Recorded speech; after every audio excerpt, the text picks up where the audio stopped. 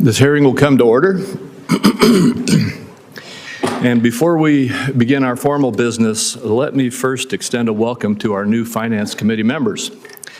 We have Senator Marshall on the Republican side. Welcome, Senator. And on the Democrat side, we have Senators Lujan, Sanders, Smith, Warnock, and Welch. We welcome you all to the committee as well. You all bring great expertise to the committee, and we look forward to working with you. I'm also honored to lead this committee alongside Ranking Member Wyden. Senator Wyden and I have a proven track record of working together to improve the lives of our constituents in the Pacific Northwest and on this committee.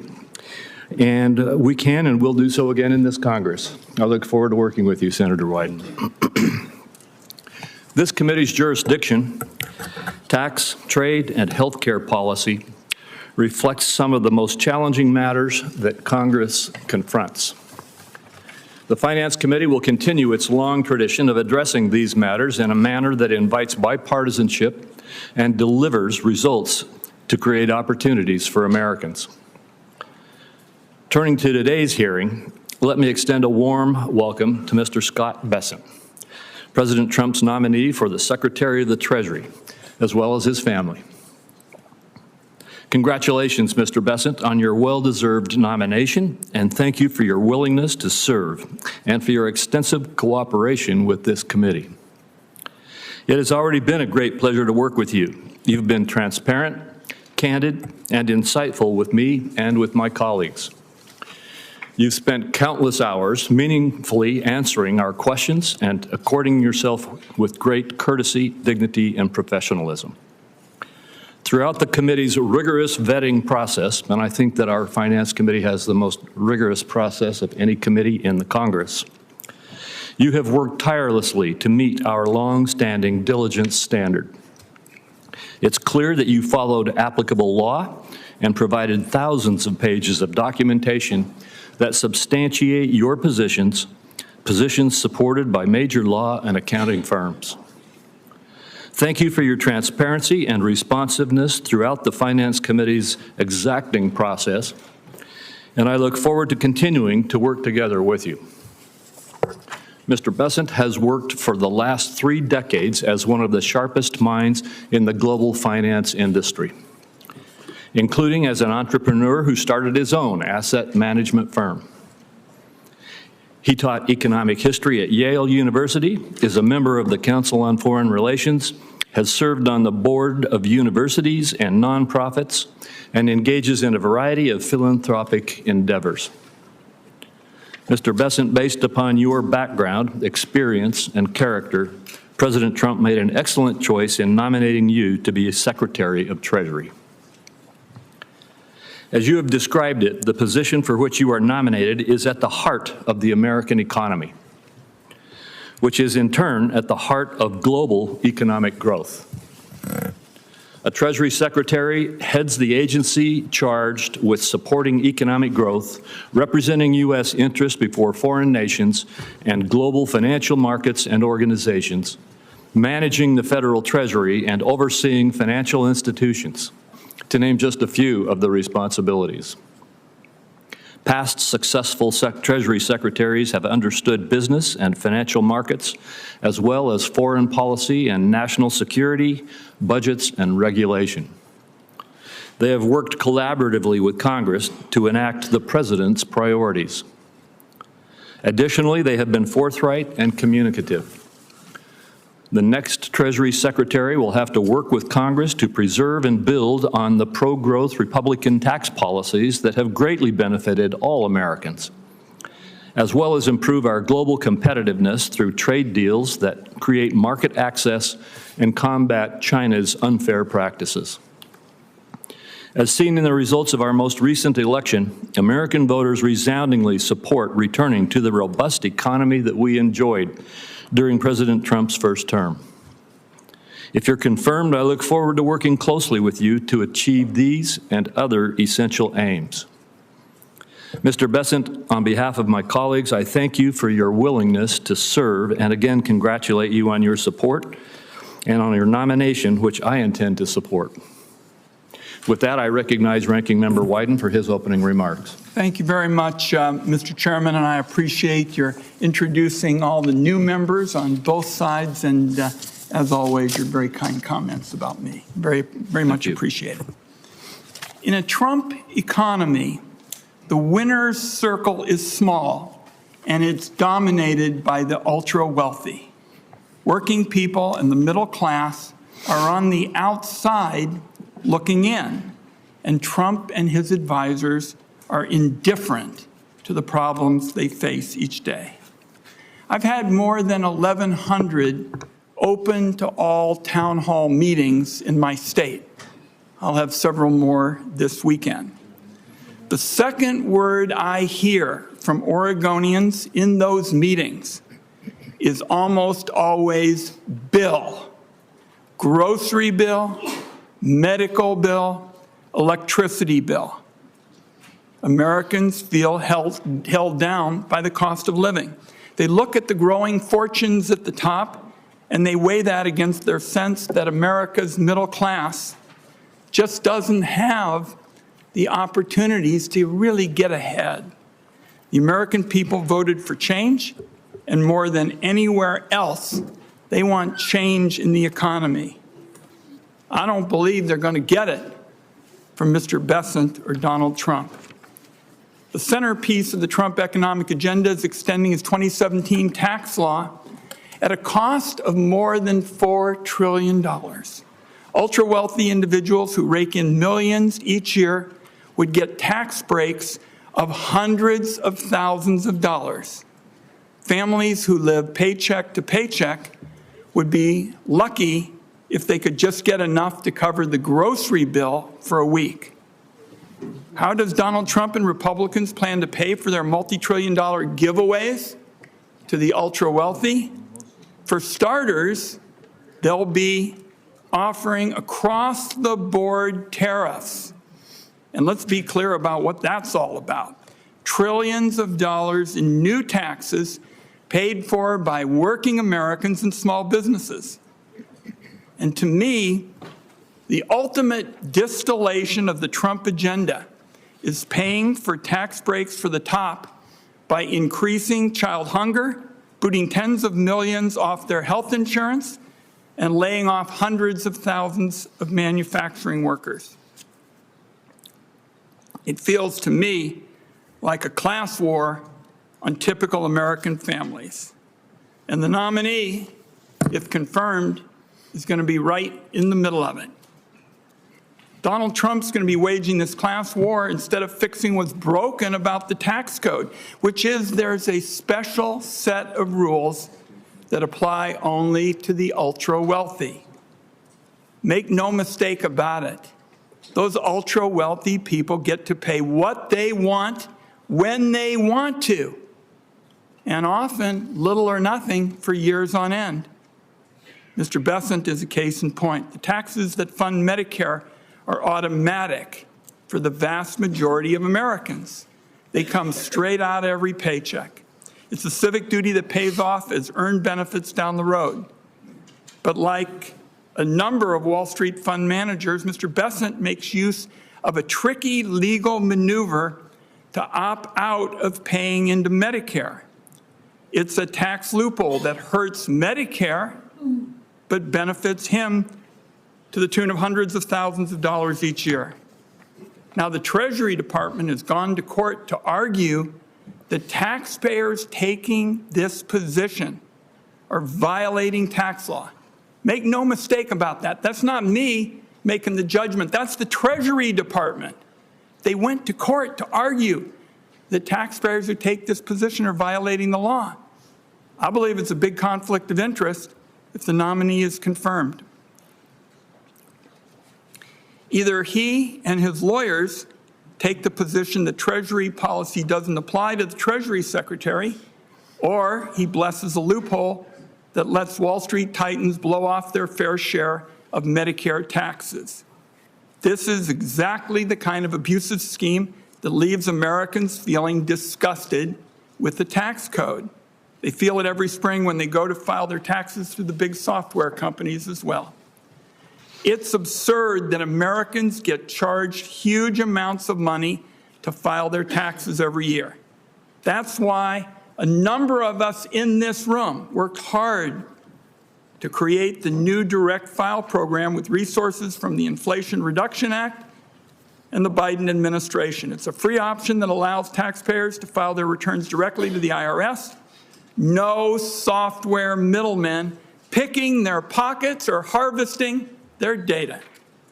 It launched last year to rave reviews, and virtually nowhere in the Western industrialized world do we have the kind of bureaucratic, costly system we have today, and we're trying to change it. 35 million Americans across 25 states, 30 million Americans across 25 states are going to be eligible to use direct file this year. That's if it continues to survive. The software giants want direct file killed. Republicans are on their side, so maybe they're going to get their way. If they do, it'll cost American taxpayers hundreds of millions of dollars this year alone. Trump and Republicans aren't stopping there when it comes to siding with special interests over the typical consumer. The Inflation Reduction Act was the largest investment in clean energy in our history. It was largely developed in this room, and it took years to try to find the common ground around technological neutrality. And the more you reduce carbon, the bigger your tax savings. It's created hundreds of thousands of jobs. It's saving consumers money on their energy bills. And along with record fossil fuel production, it's brought energy security to a level not seen in generations. Our country is in a clean energy arms race with China and other powers. But unfortunately, these policies from Donald Trump and Republicans may prevent us from winning that arms race with China. That's because the Trump administration is talking about selling out to special interests and far-right ideologues that want to nuke the provisions of the IRA that help us promote clean energy. They want to keep in place the oil and gas subsidies that have been around for more than a generation, but eliminate the incentives that put us in the lead on clean energy. From what I've read, that's how the nominee sees it as well. That would be a recipe for higher energy costs, weaker energy security, and surrender to China when it comes to clean energy jobs and investment. In my view, that just defies common sense. I'll close with this. Many people, myself included, hoped that the president-elect would pick a steady hand for Treasury Secretary, someone who would be a moderating force, who'd work with all sides, and especially for the interests of all Americans, for a tax code that gives everybody in America the chance to get ahead, not just the people at the top.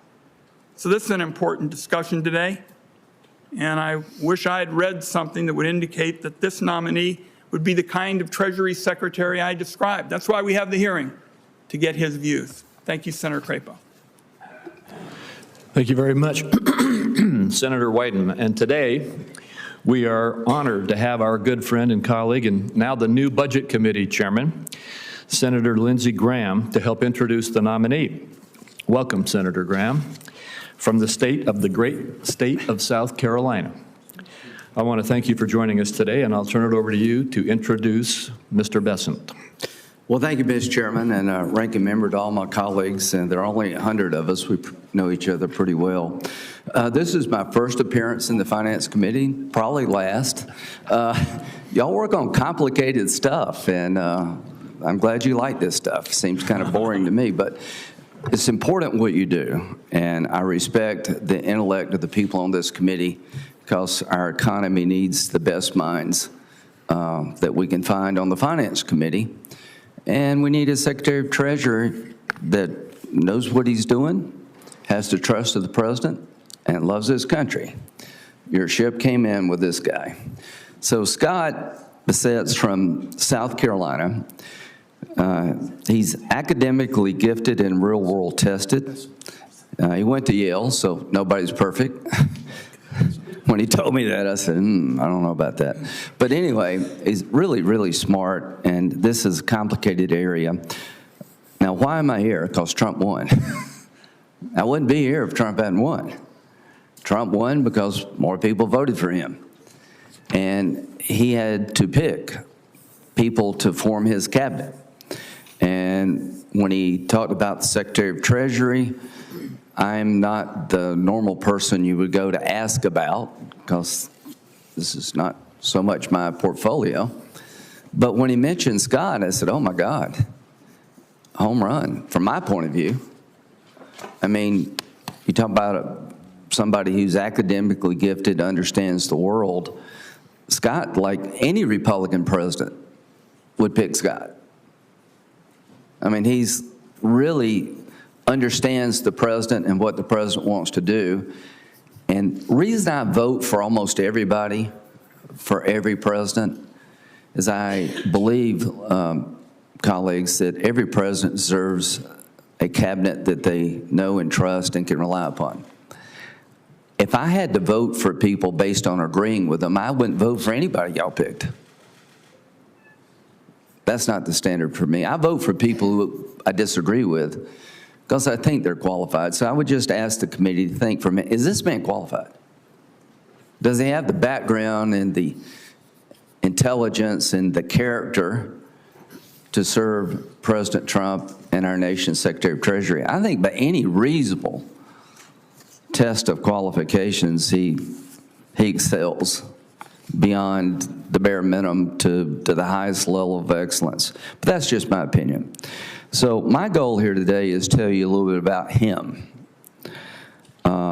You've heard from the chairman about his success in the financial world, about his academic qualifications. He was born in Little River, South Carolina. Why do they call it Little River? Because it's little, and it's a river. It's in Horry County. How many of you heard of Myrtle Beach? Most of you. Well, this is somewhere between Conway and Myrtle Beach. At 9 years old, his first job was to set up beach chairs and umbrellas in North Myrtle Beach. And apparently you did well there, because North Myrtle Beach is thriving. He went to North Myrtle Beach High School, and he was voted most likely to succeed in 1980. And we have a high school classmate of his.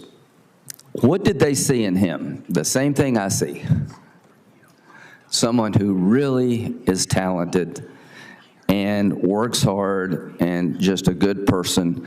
The type of people that you think are going to succeed, but you hope succeed. So he lives in Charleston, in a really nice place. Going from Little River to Charleston is about a 2.5-hour drive, but it's a real change. Since I represent South Carolina, I like them both very much. He's married, John, his husband's right behind me. They have 2 kids, Caroline and Cole, and they're absolutely adorable.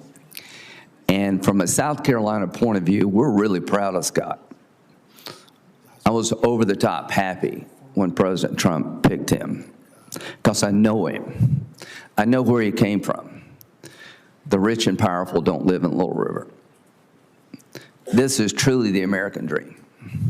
This man has been successful at everything he's ever tried to do. He's worked really hard. And why did President Trump pick him? Because he believes that President Trump's economic agenda is good for this country, and he wants to help President Trump be successful. And here's what Scott said.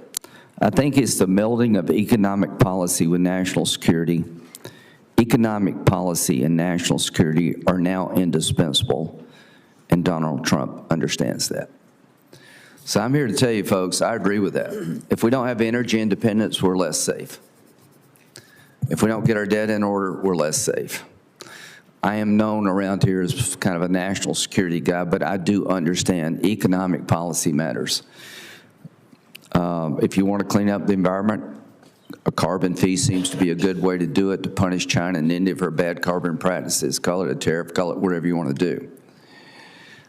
So President Trump won. I'm here today because he won. I'm here today because Scott lives in South Carolina. I'm here today to tell you If you use qualifications as your test, this is the easiest vote you'll ever take. If your goal is to play like the election didn't happen, then I guess you'll vote no. That's just where we're headed in the Senate. When you lose an election, you get up and dust yourself off and you get ready for the next one. But I was honored when he asked me to introduce him, because I know this man, and America will be in good hands if he's our Secretary of Treasury. He deserves this job. He's qualified for this job. And President Trump, thank you for picking him. On behalf of all of us in South Carolina, we're extremely proud of you, and we wish you well. Thank you. Thank you, Senator Graham. We appreciate you giving this introduction, and you are now excused, as is our practice. And Mr. Bessent, before we turn it over to you for your opening statement, I have 4 questions that we ask all nominees who come before this committee. The first is there anything that you are aware of in your background that might present a conflict of interest with the duties of the office to which you have been nominated? No, sir. Second, do you know of any reason, personal or otherwise, that would in any way prevent you from fully and honorably discharging the responsibilities of the office to which you've been nominated? No, sir.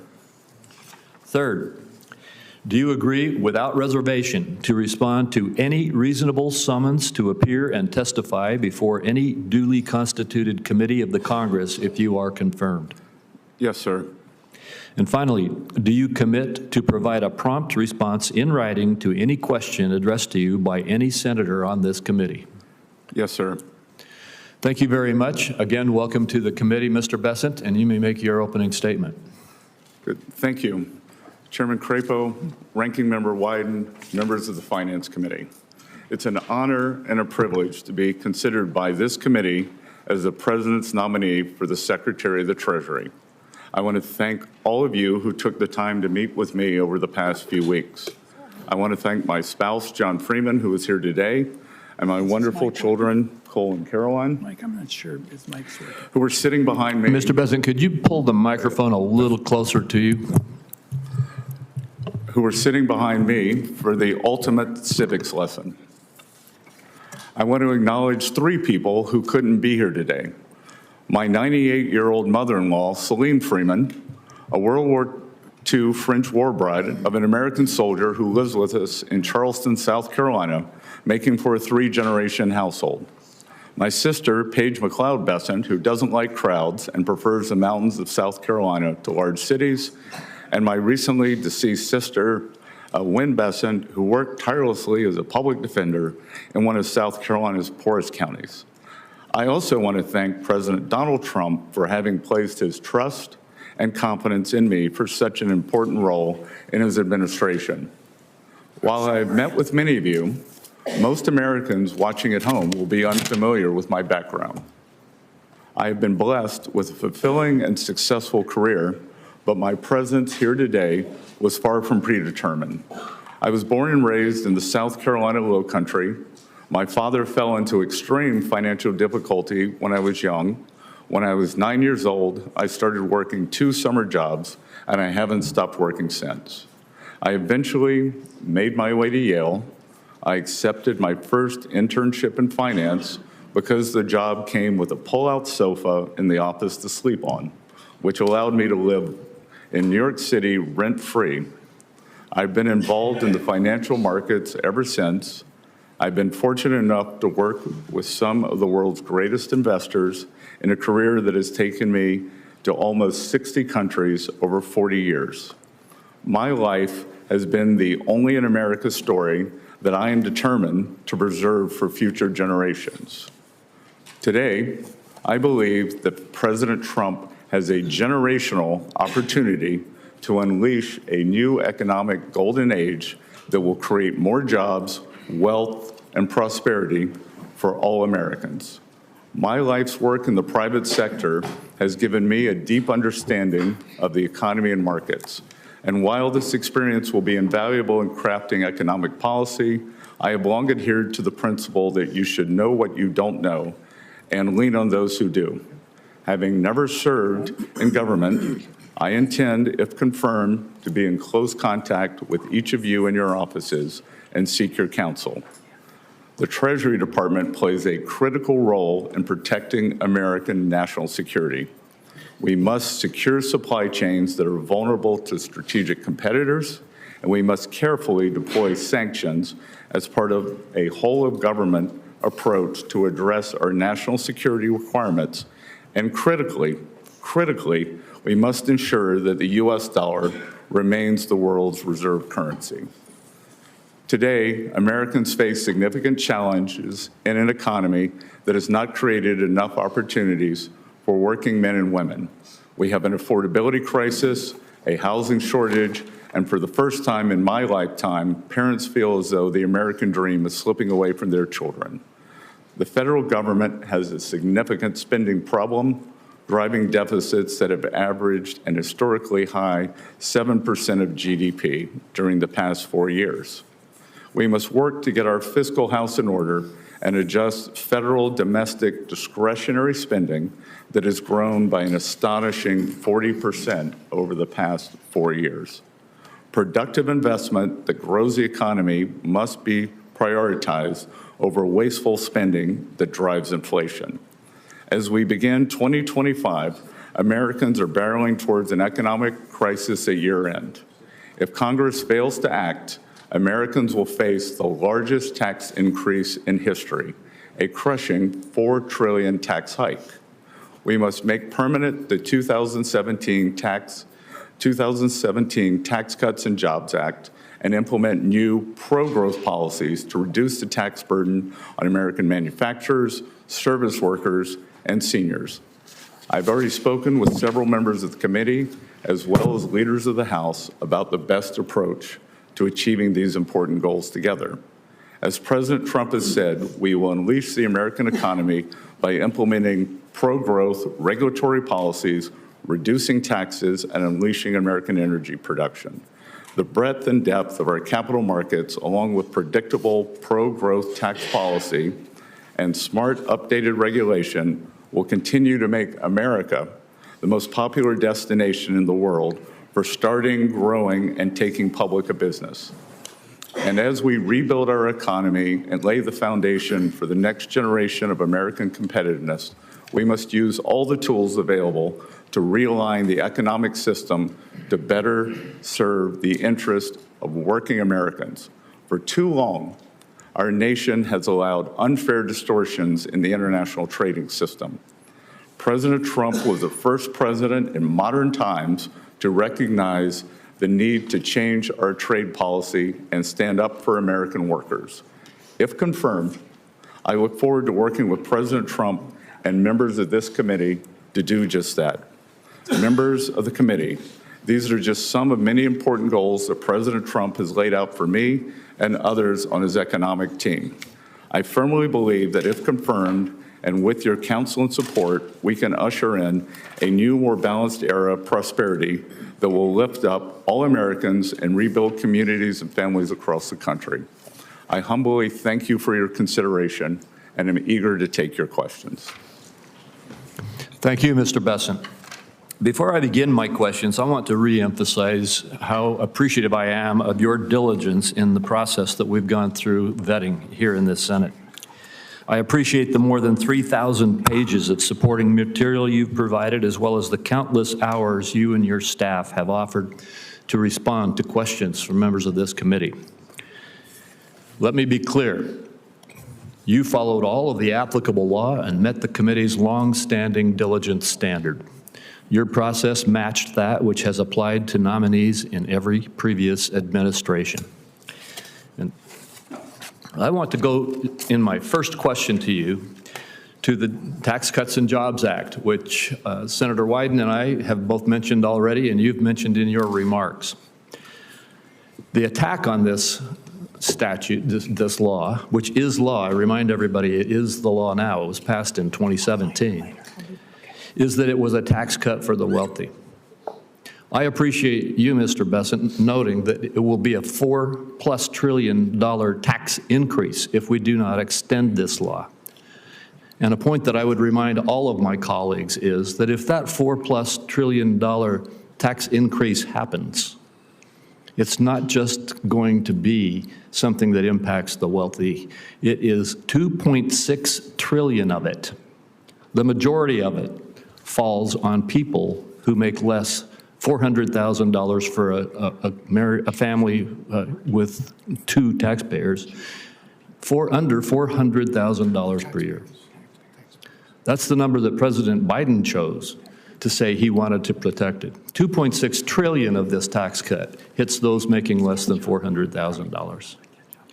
Moreover, massive amounts of it hit pass-through entities, small businesses across this country.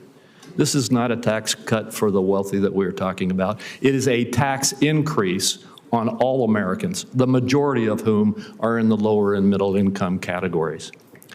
My question to you is, one of our pivotal tasks is to make sure that this tax increase does not happen. Can you give us your perspective on the impact that would occur in this country if we allowed this $4 trillion tax increase to happen? Senator Crapo, thank you for this, and thank you for the meetings over the past few weeks. I've enjoyed working with your staff. And this is the single most important economic issue of the day. This is pass-fail. That if we do not fix these tax cuts, if we do not renew and extend, then we will be facing an economic calamity. And as always, with financial instability, that falls on the middle and working class people. We will see a gigantic middle-class tax increase. We will see the child tax credit halved. We will see the deductions halved.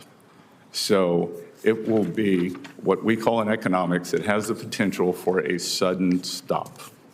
And as I said, traditionally with these sudden stops, it falls on working Americans. Thank you. And I would just say to you, you may be aware of this, but the Tax Foundation has indicated that if we do sustain these tax cuts and protect them from expiring and stop this tax increase, that the extension of this policy would increase the growth of the GDP in the United States by 1.1% over time. Similarly, and I don't know how they came up with the same number, but the National Association of Manufacturers indicates that if we don't extend this tax relief, that there will be a 1.1% reduction in growth of jobs and development in our economy. It seems to me that as we are talking about what to do for America, that protecting America from a 1% reduction versus a 1% growth in GDP is a critical objective. Could you just give a little bit of perspective? I know you've just answered this question in another context, but could you just give a little bit more perspective on those kinds of dynamics? And I'm sorry, I'm going to try to keep to 5 minutes, and we've only got about 15 seconds left of mine, and I want to be sure everybody else stays on time, so I will too. Could you quickly respond? Well, Senator, I would just say that we saw the power of these tax cuts in 18, 19, and going into January of 20 before they were interrupted by COVID, and the great success that we had. Thank you. Senator Wyden. Thank you very much, Mr. Chairman. Let me say to the nominee, I've got 4 questions that I'm going to ask, and if we both can keep it brief, I think we can get to all of them, because I think it really frames for us what the debate is all about. I'm going to start by talking about the future of direct file. This is the program that helps our people who choose it to save hundreds of dollars when they file their tax return. Last year, the IRS launched it. It was enormously popular among taxpayers, but of course, the tax software giants and their big lobby just hate it. They want to shut it down. Now, the filing season starts January 27th, so it opens in 10 days, and millions of taxpayers around the country have already been notified that they are going to be eligible to use direct file this year. So I won't do this for every question, but I'd really like a yes or no on this one. Will you commit to keeping direct file up and running if you're confirmed? I will commit that for this tax season, that direct file will be operative, and the American taxpayers who choose to use it will. And if confirmed, I will consult and study the program and understand it better and make sure that it works to serve the IRS's three goals of collections, customer service, and privacy. I appreciate the answer. It means that taxpayers are going to save, who choose to use it because it's voluntary, hundreds of dollars, and we'll have a chance to see once again how popular it is with practically everybody except the tax prep software crowd. On to tariffs. Donald Trump, with no plan and no strategy, says he's going to put across-the-board tariffs, blanket tariffs on all imported goods, which means that our workers and our small businesses are going to get clobbered with additional taxes on practically everything they buy from other countries. My question here is, who would pay these tariffs? Americans or foreign countries? So this, Senator Wyden, just to understand, so I can frame the answer correctly, do you believe that these tariffs are a consumption tax increase? I believe these tariffs, you can call it whatever you want in terms of trying to gussy it up. They're going to be paid for by our workers and small businesses. And all through the campaign, we heard they weren't, that foreign countries were going to pay it. I think that's baloney. It's going to be paid for by workers and small businesses. So, your response. Yes, Senator, I would respectfully disagree. And the history of tariffs and tariff theory, optimal tariff theory, does not support what you're saying. Traditionally, we see that the current, if we were to say use a number that has been thrown around in the press of 10%, then traditionally the currency appreciates by 4%. So the 10% is not passed through. Then we have various elasticities, consumer preferences may change. And finally, foreign manufacturers, especially China, which is trying to export their way out of their current economic malaise, they will continue cutting prices to maintain market share. Okay. That's an academic view of it. But what I know is the history of this is it clobbers people of modest means. They're the people who are going to get hit. And all through the campaign, there was a big show that it was going to be paid for by foreigners, not so. Two other questions that I want to get in. And I already made it clear, and you and I talked about this. I'm for a tax code that gives everybody the opportunity to get ahead. You and I talked about my friend Bill Bradley. He and I have been working for this for years. Do you believe the tax code should treat wages differently than it treats wealth? Look, in any tax system that advantages and creates distortions, it is a change that, Senator, it is a decision that was made when the tax codes were written. And so every tax code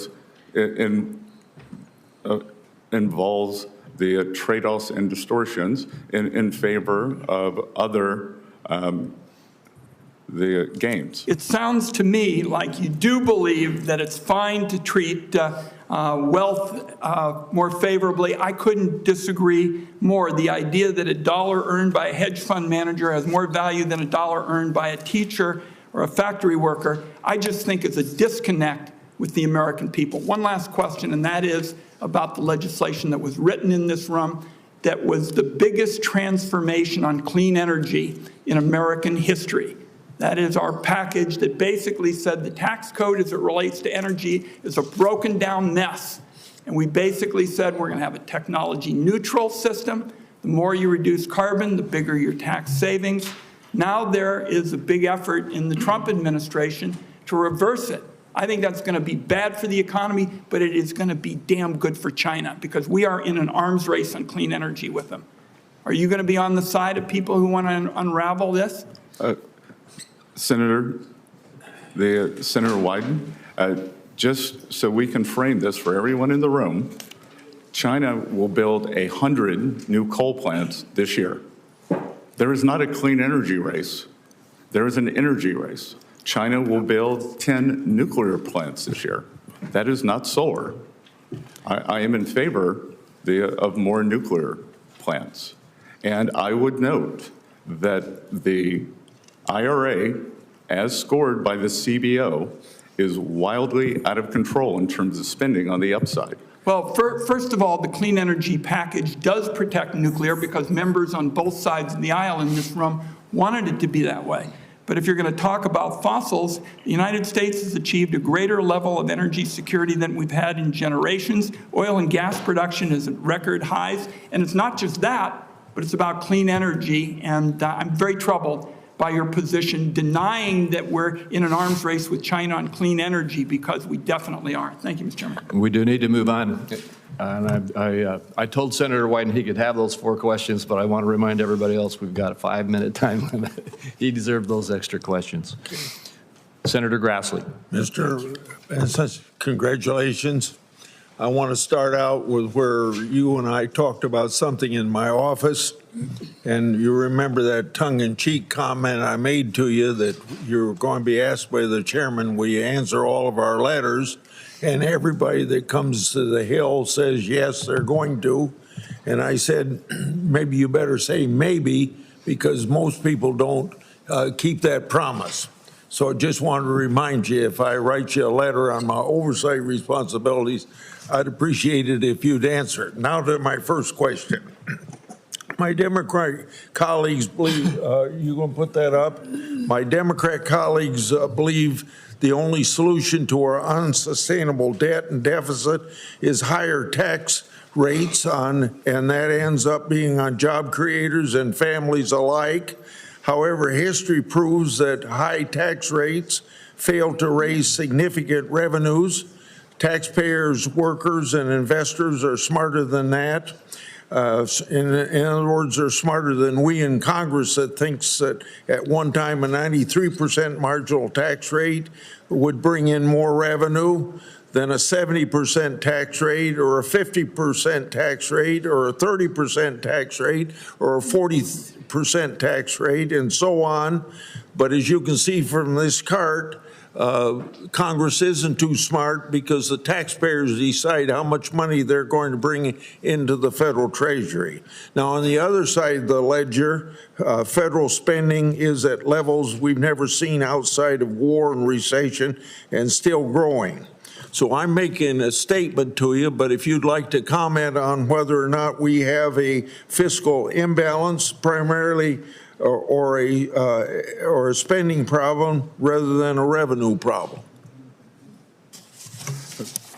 Senator Grassley, I enjoyed visiting you in your office, and will remind you that when we were talking about the American agriculture, that I may be the first Treasury Secretary nominee in a long time who knows what a section is, 642 acres, and am involved in the farming business.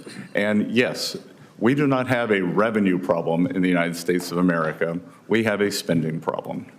That historically, for the past 40 or 50 years, revenues, federal government revenues, have averaged about 17 to 17.5% of GDP.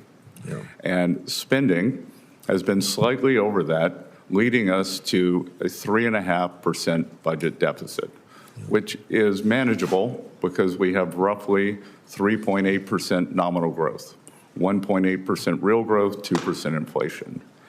Today, as you stated, and to be clear, this is one of the things that got me out from behind my desk and my quiet life in this campaign, was the thought that this spending is out of control. We are spending about 25% of GDP.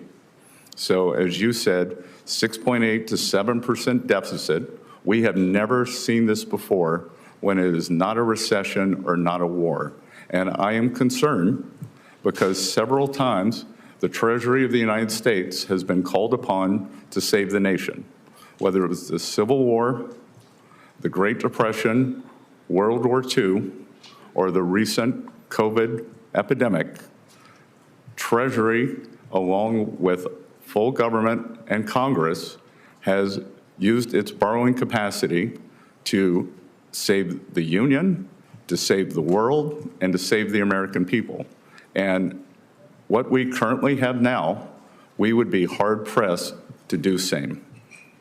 My last question is one I ask a lot of people to come from Treasury.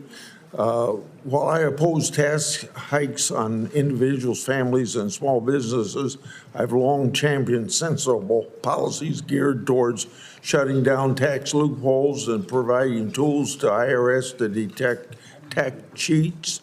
A primary example is my legislation that I authored in 2006, the IRS whistleblower law. It's brought $6 billion back into the federal treasury.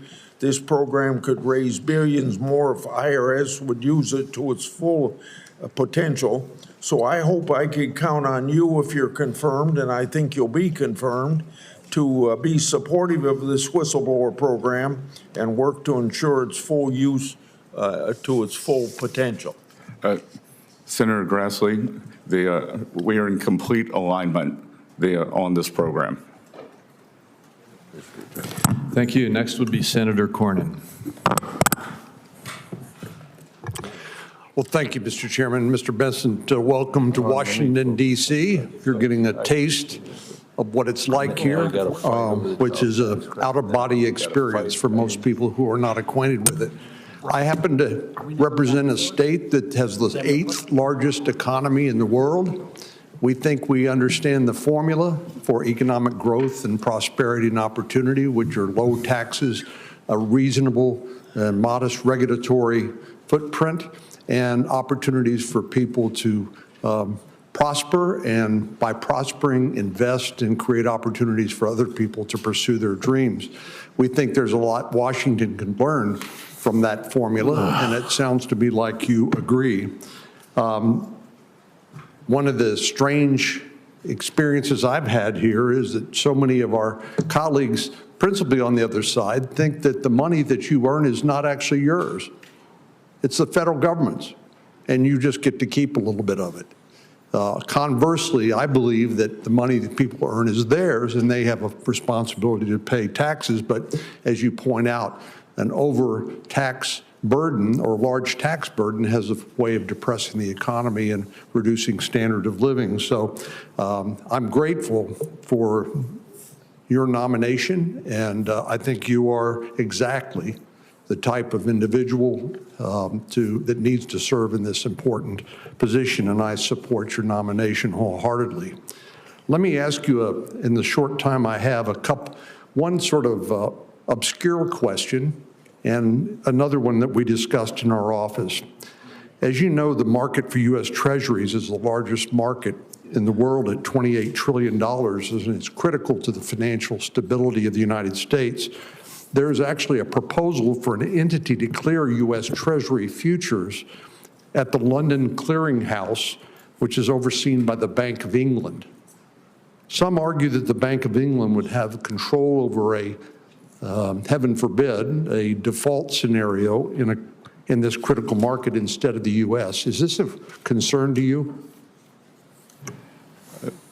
Senator Cornyn, I enjoyed visiting in your office, and I would note that while Texas has more arrivals due to good economic policies, South Carolina has more arrivals as a percent of the population, also driven by our wonderful governor, Henry McMaster. I'm still going to vote for your nomination. I think it's 1,600 people a day in Texas, but go ahead. Yeah, everything's bigger in Texas, sir. That Yeah, you raised a very important question, and one that I will investigate further. I was unaware until the past few days of this with the new exchange. What I can tell you is, as a student, a professor of economic history, that it is important for the U.S., for U.S. treasuries, for us to be able to resolve any stress issues in the market in the U.S. We saw during the Lehman Brothers bankruptcy that many of the problems emanated from the UK subsidiary. So this is something that, thank you for bringing this to my attention. And my inclination is that the resolution authority must lie here in the U.S., but I will get back to you in writing with an answer on this if confirmed. Thank you. You appropriately mentioned China as one of our biggest challenges. While I believe in free and fair trade, we know that some countries, principally the PRC and the Chinese Communist Party, don't play by the rules. Over the years, by some estimates, U.S. investments in Chinese companies have totaled $2.3 trillion in market value. That was at the end of 2020. That included $21 billion. These are American companies investing in China. $21 billion in semiconductors, $54 billion in military companies, and $221 billion in artificial intelligence. So it's pretty clear to me that U.S. investments have fueled China's economic growth, which has allowed them not only an increased standard of living, which is great for the Chinese people, but problematically, it's also allowed them to modernize their military and now threaten the peace in the Indo-Pacific and beyond. As we discussed, I've introduced a bill that would require transparency of American companies investing in China. And of course, the entity that would receive the reports from American companies that do that, and since it's strictly a reporting requirement, would be Treasury. What's your view of an outbound investment transparency requirement? Senator Cornyn, I believe that, as we discussed in your office, this is a very important issue. That the Chinese economy is the most unbalanced economy in the history of the world. They are using their surpluses to fund their military machine in China, and I'm not going to try the Mandarin pronunciation for the sake of everyone in the room, but there is a phrase that is two words: military, industrial, and military always comes first. So we should understand that, and that we should have a very rigorous screening process for, as you identified, anything that could be used in AI, in quantum computing, in surveillance, in chips, that the U.S. has the lead, and we must make sure that we maintain it through smart policies such as you and I discussed. Thank you. We need to move on. Senator Bennett. Mr. Bessent, thank you for being here. Mr. Chairman, congratulations on your position. We look forward to working with you, as I always have. Mr. Bessent, thank you for your willingness to serve. We are at the beginning of what's going to be a vigorous conversation about the country's fiscal health. You've described our deficit as alarming, and yet you're here with the same Trump tax policy that has burdened the American people with another $2 trillion of debt that their kids and grandkids are going to have to pay back. And despite the conversation we've heard over here, clearly, the distribution of it was deeply, deeply, deeply unfair. 50% of it went to the top 5% of Americans, 75% of it, if you add the SALT, which even the Wall Street Journal won't support because it's so unbelievably outrageous, will go to the wealthiest 5% of Americans. The tax policy is one that's hard. It is, for some reason in this room, it makes sense to people. In America, I don't think there's been a mayor in the history of the United States whose tax policy has been to go to the people of New York City or of Atlantic City or even of Mar-a-Lago and said to them, I have an idea. I'm going to borrow more money than we have ever borrowed in the history of that community, and I'm going to spend it. And I would say, well, geez, I'm worried about that. I don't want us to borrow a bunch of money without knowing what it's going for. What is it going for? Is it going for schools? No. Is it going to compete with the Chinese in their defense? No. Is it going to pay for parks? No. Is it going to deal with the mental health crisis that we have in America? No. Is it going to pay to secure our border? No. What are you doing with the money, Mr. Bessent? What were you doing with the money, Mr. Mnuchin? What are you doing with the money, Mayor, in America? The answer is we are going to give it to the richest people in America, the richest people in our community, and expect that somehow that's going to trickle down to everybody else. That has been the Trump tax policy since the day he showed up, and no mayor in America would ever, with a straight face, say that's what they should do. And in fact, no America in history has done that. But to add insult to injury, you sit here, and Mr. Mnuchin sat here at his time and said, it's all going to be paid for by economic growth. We know that's not true. We know it costs $2 trillion. So while the benefit went to the richest people in America, the cost is being borne by the children of working people all over this country.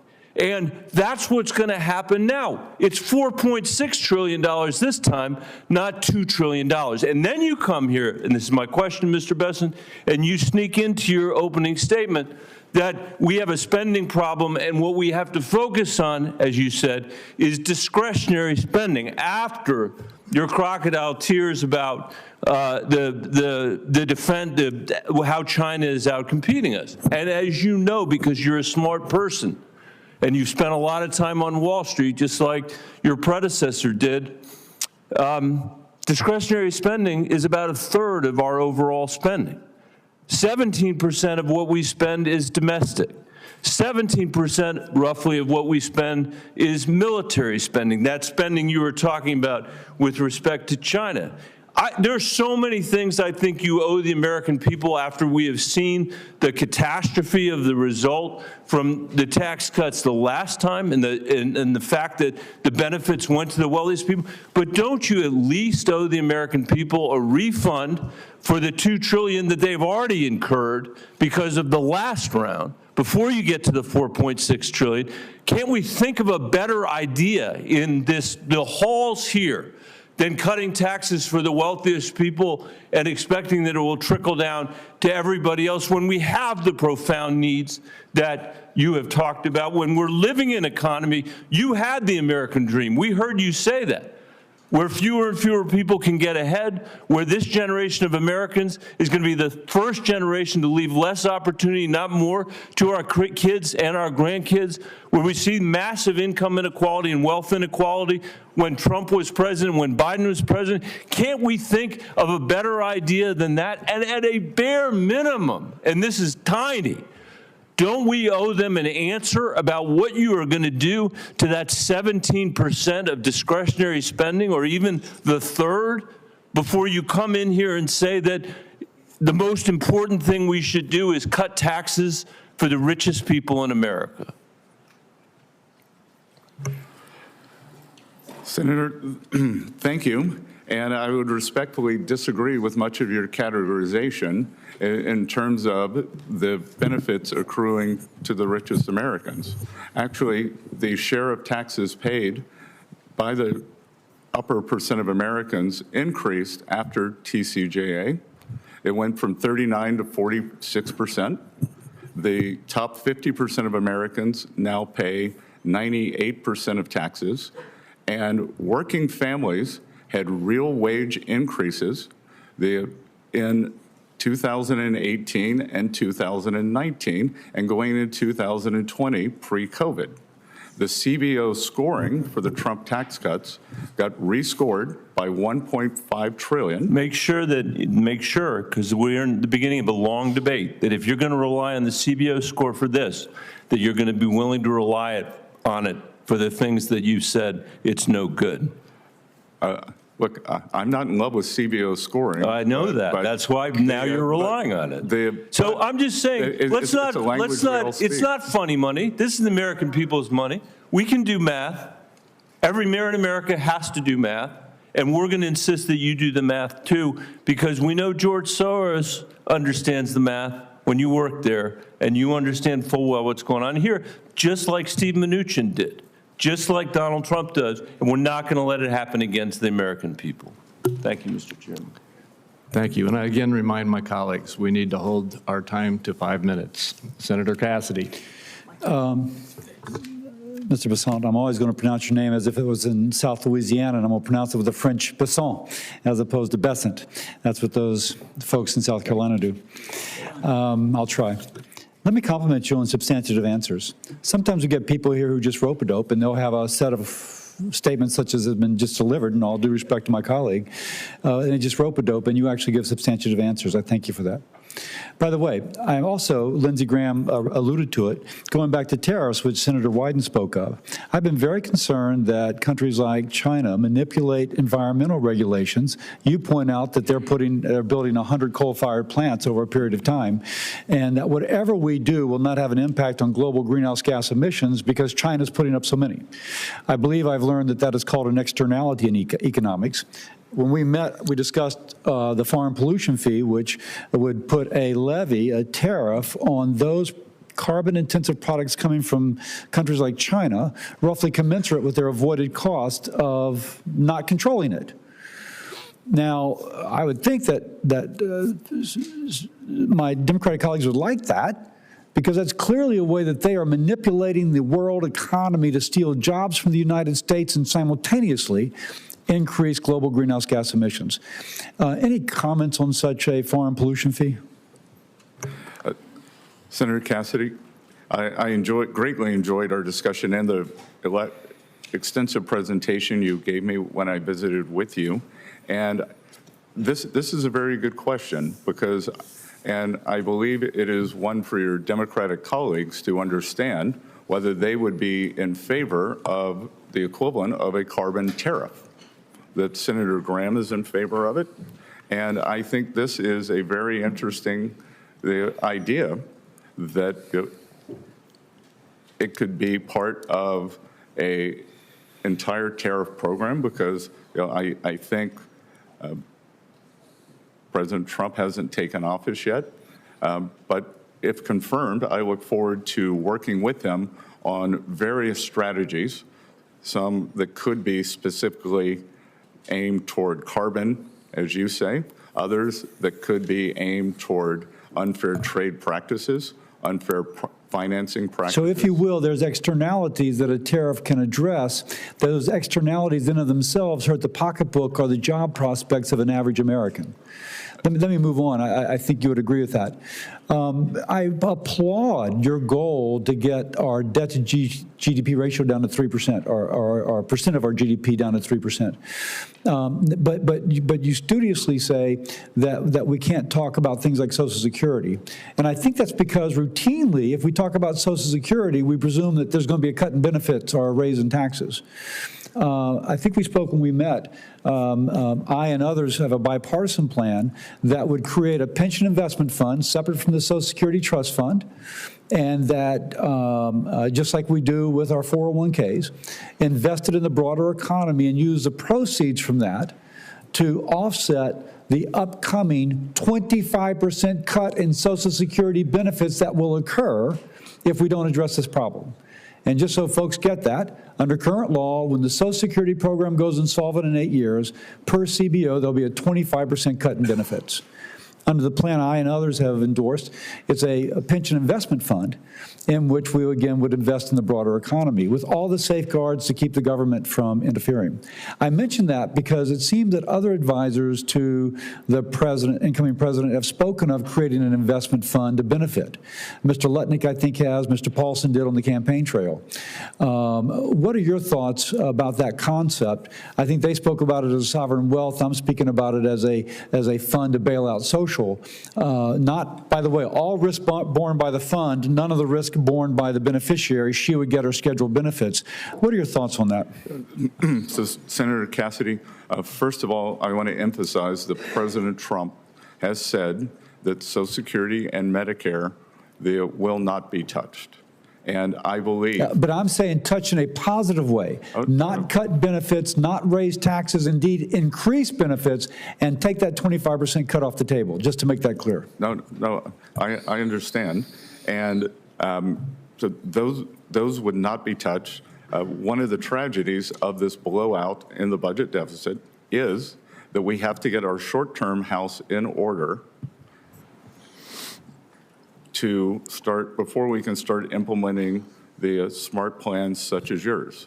I do believe that there is discussion to leverage the asset side of the U.S. balance sheet, as we discussed in your office, in favor of a fund, whether it's a sovereign wealth fund, something, as you discussed, a supplemental fund. So that is very much in the mix. I look forward to getting back to you on it. President Trump hasn't taken office yet. If confirmed, this is something that I think could be very exciting, because we always look at the debt of the United States, and we have fantastic assets that could be earning, leveraged, or used for multiple revenue-generating opportunities. Thank you. Thank you. Senator Warner. Thank you, Mr. Chairman. Congratulations. Mr. Bessent, it's good to see you and enjoyed our meeting. I've got some specific questions I want to ask, but I don't want to litigate this now, but I do feel, as someone working with Senator Crapo and others, when we took on, I still think, the most comprehensive post-Simpson-Bowles, and we took arrows from each side.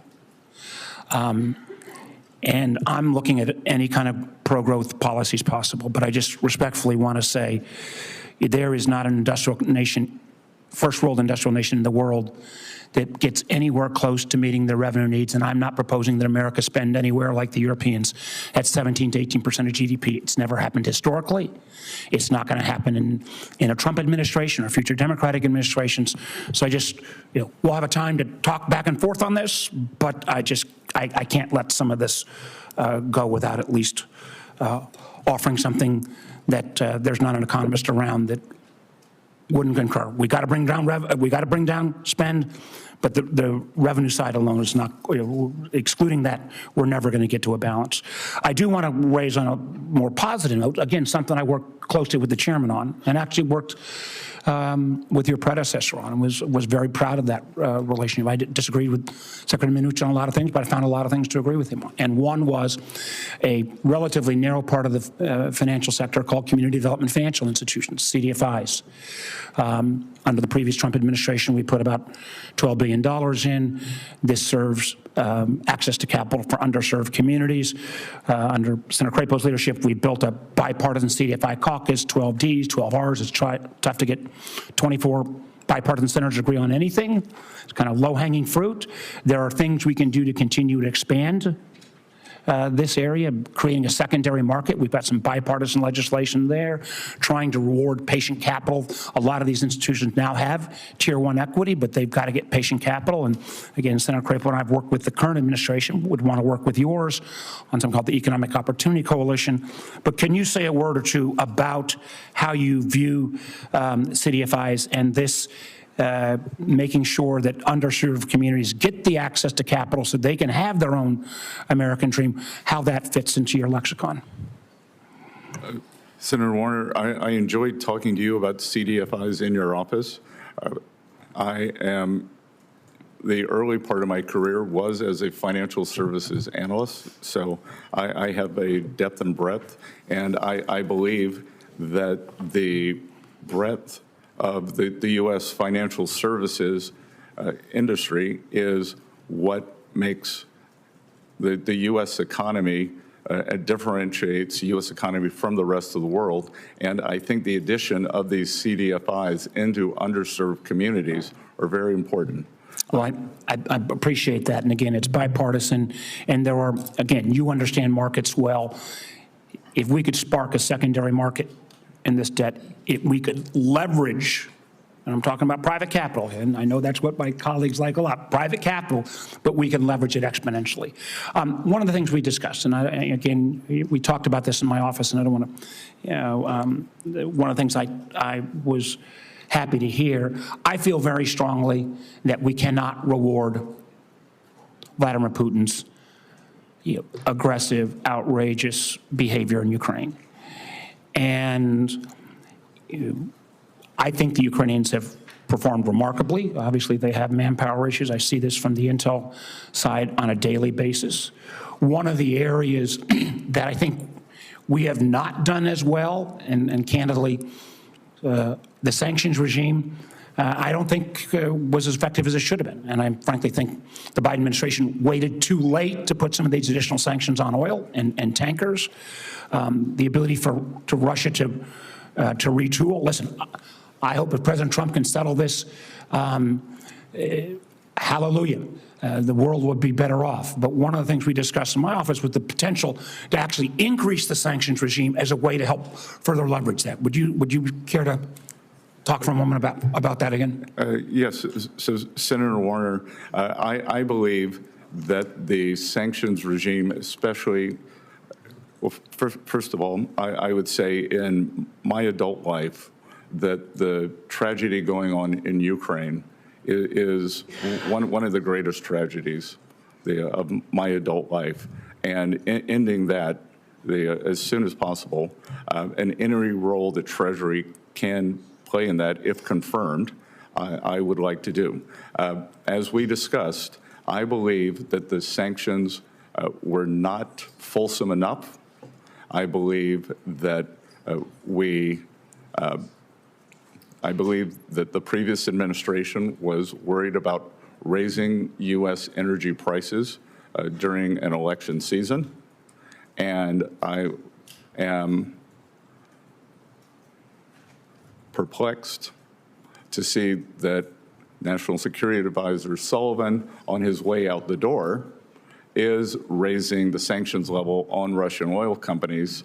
And indeed, the oil prices in the U.S. are up about 9% this month. So what was good for that administration is being foisted on us. But having gone from, I think, low-level sanctions to mid-level, that if any officials in the Russian Federation are watching this confirmation hearing, they should know that if I'm confirmed and if President Trump requests, and as part of his strategy to end the Ukraine war, that I will be 100% on board for taking sanctions up, especially on the Russian oil majors, to levels that would bring the Russian Federation to the table. And I will only take 30 seconds. Let me just get 30 seconds. Thank you for that, because I think it's important that we don't take these tools out of the toolkit. We can litigate what the past administration did and when they did it, but increasing pressure on Putin to bring about a resolution, I very much appreciate your willingness, and I hope you will be an advocate for keeping those sanctions on and actually advancing them even further. Thank you, Mr. Chair. Thank you, Senator Warner. Senator Lankford. Thank you, Mr. Chairman. Mr. Bessent, good to see you again. Thanks for the time in the office to be able to talk through a lot of these details as well. I was interested to be able to hear your statistic you shared earlier that after the Tax Cuts and Jobs Act of 2017, now we've had several years to be able to see what happens. And now I believe the statistic you gave is the top 50% of earners in America now pay 98% of the taxes. Did I hear that correctly? Because I've heard over and over again that it is only the wealthy, only the big companies that get it. I would encourage, quite frankly, every Oklahoma company that's a small business to ask their CPA this year when they're filing their taxes, what if the Tax Cuts and Jobs Act expires next year? What would my taxes be next year? And have small business owners ask that question of their CPA, and I think they will be quite surprised, based on all the rhetoric, to say this is only about big companies and wealthy people, that every small business will quickly find out, oh, it's them as well. It'd be the same thing on the child tax credit. If Tax Cuts and Jobs Act goes away, it gets cut in half in the child tax credit, and all the inversions that were happening under the Obama administration, where American companies were being bought up by foreign entities. Now that's actually switched. Now American companies are buying foreign companies, and those jobs are coming here. So there's been a tremendous amount of benefit in that. The one challenge that we've had on this committee has been a conversation with Janet Yellen about Pillar 2. And it started really 4 years ago now, 3 years ago, where the conversation was about, well, we really don't need Congress to act on this. We feel like we can do unilaterally. We can change America's tax policy for all businesses in America. And now in the last year, they've shifted to say, well, we're going to have to come back to you at some point to be able to get this. In the meantime, a deal has been negotiated that literally helps European countries and hurts the United States on this. And they negotiated a deal that exempts China from being affected by this at all. My question to you is, are you going to engage on this issue of Pillar 2? Number one, have this committee involved in writing taxes, which seems to be consistent with the Constitution. And then what is your message to other countries if they try to implement Pillar 2 on American businesses? Thank you, Senator.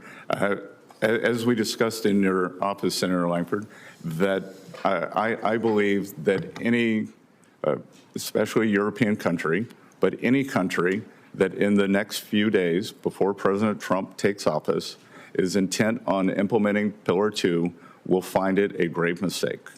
That the taxation of U.S. companies is a sovereign issue, and that authority lies with this Congress, and I will respect that. I will work with you to undo what I think has been a terrible policy. Yeah, which I would agree, and many members in this committee would agree, that not only they went around Congress violating the Constitution, but it deliberately hurt American companies. And I just think that's really terrible policy on it. It truly was America Last policy. On the energy side, you've talked a lot about energy production. I'm Oklahoma, and unashamedly, we're all the above and all the below energy. We probably have more wind and hydro and solar production in my state than any other state on this dais, with very few exceptions, but we also use oil and gas. And we're going to produce all the energy that our state needs to be able to make sure that we stay stable on that. One of the issues that is a business issue for small or large businesses that I've been fighting for is a stable bonus depreciation amount. This is not about the type of energy or the type of business even. It's if you're actually investing in your company and trying to grow your company, that you would know what that bonus depreciation. Now, this will help with pipeline productions, but it will also help a pet shop and a hair salon and a restaurant just as much as well. And so thoughts on bonus depreciation and just a stable rate for that? So, Senator Langford, you're referring to the 100% immediate? Yes, what has been in the past, but for, quite frankly, a stable rate, period. Right now we have a diminishing rate that's unpredictable. Yes. So I think that increasing the after-tax return on capital for U.S. companies, especially small business, is one of the greatest forms of job creation that we could see. Yeah. And to go back to your point on energy production, we've heard much here today saying that we are at a record amount of energy production, and we know that's a canard. We are barely above where we were in 2020, and if we were to look at the Department of Energy projections for 2024 and 2025, we are well below those. The past 4 years, we have seen U.S. production constrained, and part of a fulsome sanctions program would mean that we need more energy production in the U.S. to make up for the loss of sanctioned Russian oil to protect the U.S. consumer. Right, which is American jobs, which is American income, which one of the things we're going to have to deal with is the intangible drilling cost punishment that was actually put on all the independent oil and gas companies in my state and everywhere else that drives up the cost for consumers as well. That's another issue that this committee needs to take on. Mr. Chairman, thank you. Thank you. Senator Hassan. Well, thank you, Mr. Chairman, and again, congratulations on your position. I look forward to working with you and all of our colleagues on the committee. And thank you, Mr. Bessent, for being being here. Congratulations on your nomination and for your willingness to serve, and welcome to your husband and children as well. We are grateful for their willingness to share you with the country. I appreciate you meeting with me in this process and sharing your priorities at Treasury if you are confirmed. And I want to follow up on some of those topics today. I also just want to associate myself with the comments of my colleagues, Senator Bennett and Senator Warner. I certainly believe we need to cut taxes for working people, and we need to make sure the wealthiest pay their fair share. And with regard to Senator Warner's comments on sanctions, you mentioned if Vladimir Putin is watching this hearing. He's not the only one watching this hearing. China is watching this hearing, and we have talked about the importance of making sure that we are not only competitive but outperforming China for economic purposes as well as for national security reasons. And as important as a resolution in Ukraine is, history tells us that appeasing tyrants at the expense of freedom fighters never works. And it is critically important not only for the Ukrainian people and for the freedom of all of us, but it is important because China and North Korea are also watching what we do and watching this hearing and how we will go forward imposing sanctions. To turn to some of the topics that we discussed when we met in my office, the research and development tax deduction was one of them. It's critical to helping us outcompete countries like China. Currently, China provides a 200% super deduction for R&D, while American businesses can only immediately deduct 10% for R&D. I've worked with Senator Young on a bipartisan effort to restore the full and immediate R&D deduction. So do you support restoring the full and immediate R&D deduction? Will you work with me and my colleagues to get this across the finish line in Congress? Senator, I enjoyed the meeting in your office. I am not fully versed in this, but my inclination is that this is something that I would support, and I will get back to you, if confirmed, I will get back to you very quickly on it, and we'll make it a priority. Do you agree it's an important tool for American companies to improve their competitiveness? Yes, Senator. Thank you. One of my other top priorities is working on a bipartisan basis to lower costs for families. Under President-elect Trump's policies, do you believe that prices for families will go up or down? I believe that inflation will be much closer to the Federal Reserve's target of 2%. And I believe that what we have seen over the past few years is that the bottom two income quintiles have a very different basket of goods and services. So there are two ways. We can either lower cost or we can get real wages up. I would hope that we would be able to do both. So you believe that President Trump's policies will further increase wages and lower inflation? I believe that they will increase real wages and lower inflation closer to the Federal Reserve's 2% target as it did during President Trump's first administration. Are there any specific policies proposed by the President-elect that you expect will increase prices for families? Nothing I can immediately think of. So that's a no. If the President-elect were to propose a policy that you believe will increase prices, would you advise against it? I would speak to President Trump about it. It is his decision, and I believe that we think that if we look back, that it is a complete composite return in terms of aggregate inflation numbers, and I think it's very difficult. Well, I have limited time, so if you believe that a policy that is proposed by President Trump would increase prices, would you advise him against doing it? Yes or no? I can't answer that question because it's a hypothetical. All right, let's move on to when we met prior to the hearing, you told me that President Biden was responsible for increased prices over the past 4 years, something we can litigate, but I don't want to right here. By the same token, I assume you would agree that if prices increase in the next 4 years, President-elect Trump would be responsible. I think there could be a variety of reasons. I think that it could be We will see the policies of the Federal Reserve, the spending policies. Congress sets the spending policies. So, look, I'm going to cut to the chase because I'm out of time. But at the end of the day, what you're articulating is a double standard, and it's disappointing to me. Thank you, Mr. Chair. Thank you. Senator Daines. Chairman, thank you. Mr. Bessent, good to have you here this morning.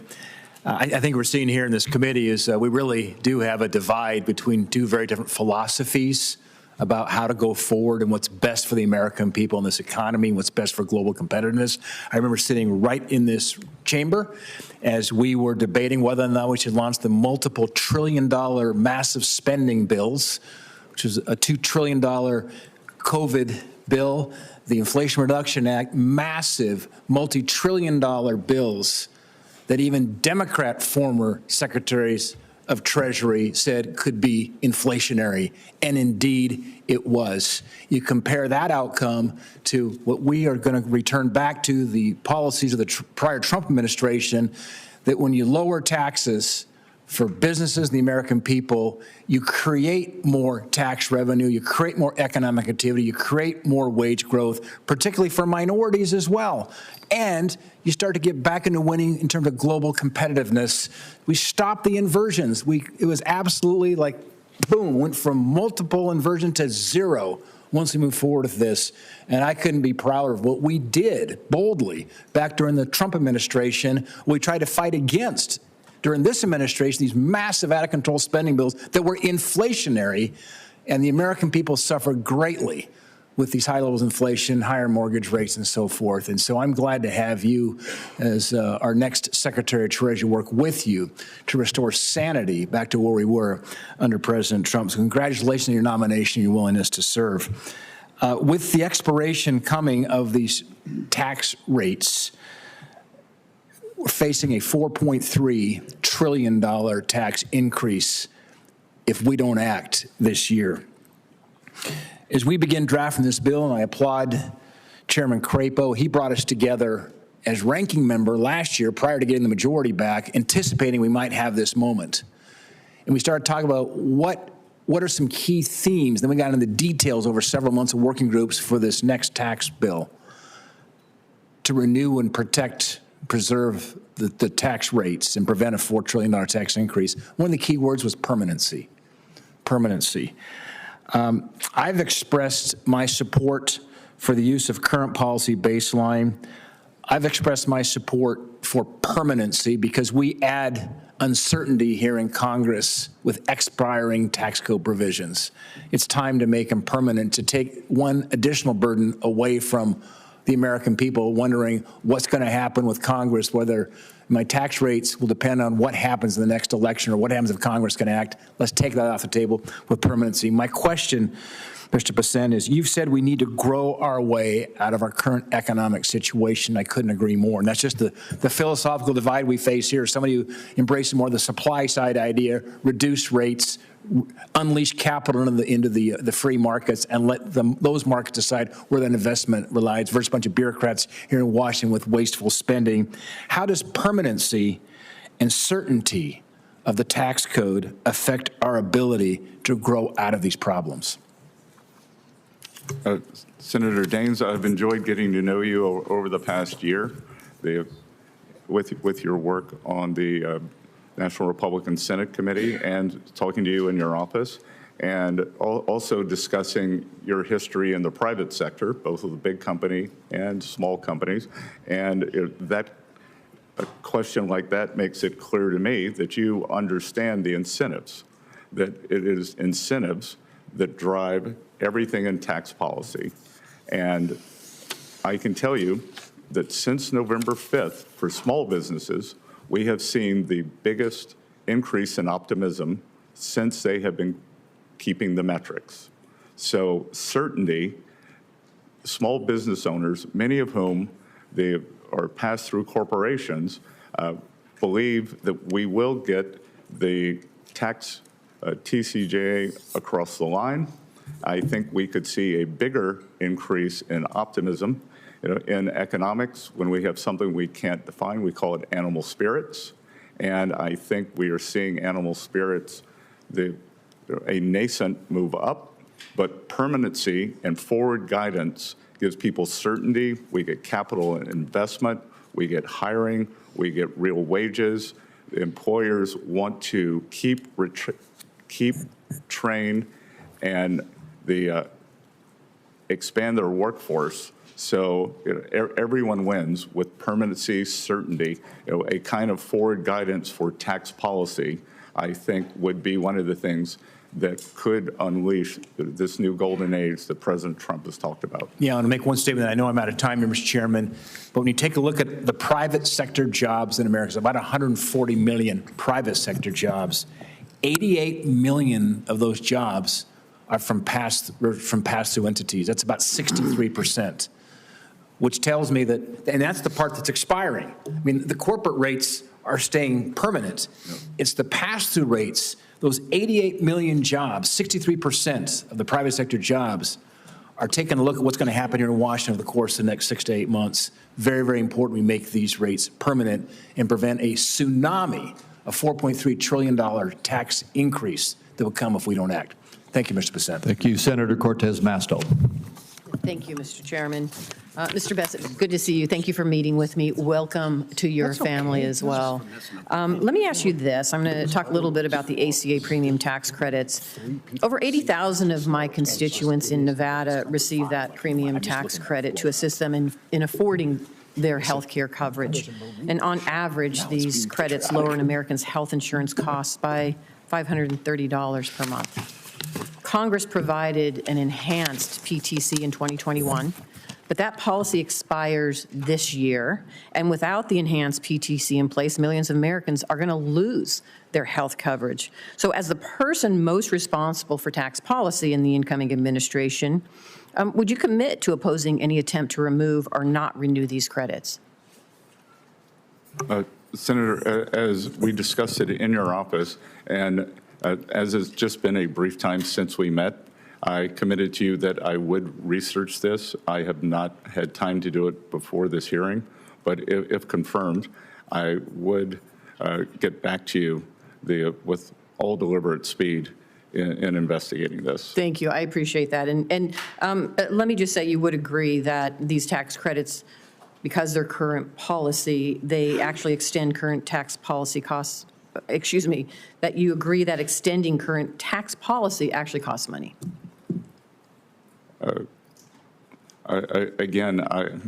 I think I don't understand the nuance of that question, but I will get back to you on it. Okay, I appreciate that. You have been supportive of many of President Trump's tariff plans, and I have heard the conversation there. So I am not going to go into that, and we've talked a little bit about it in my office. But let me jump back to these credits that were imposed that some of my colleagues are against, but they have benefited Nevada, and I want to talk to you a little bit about it.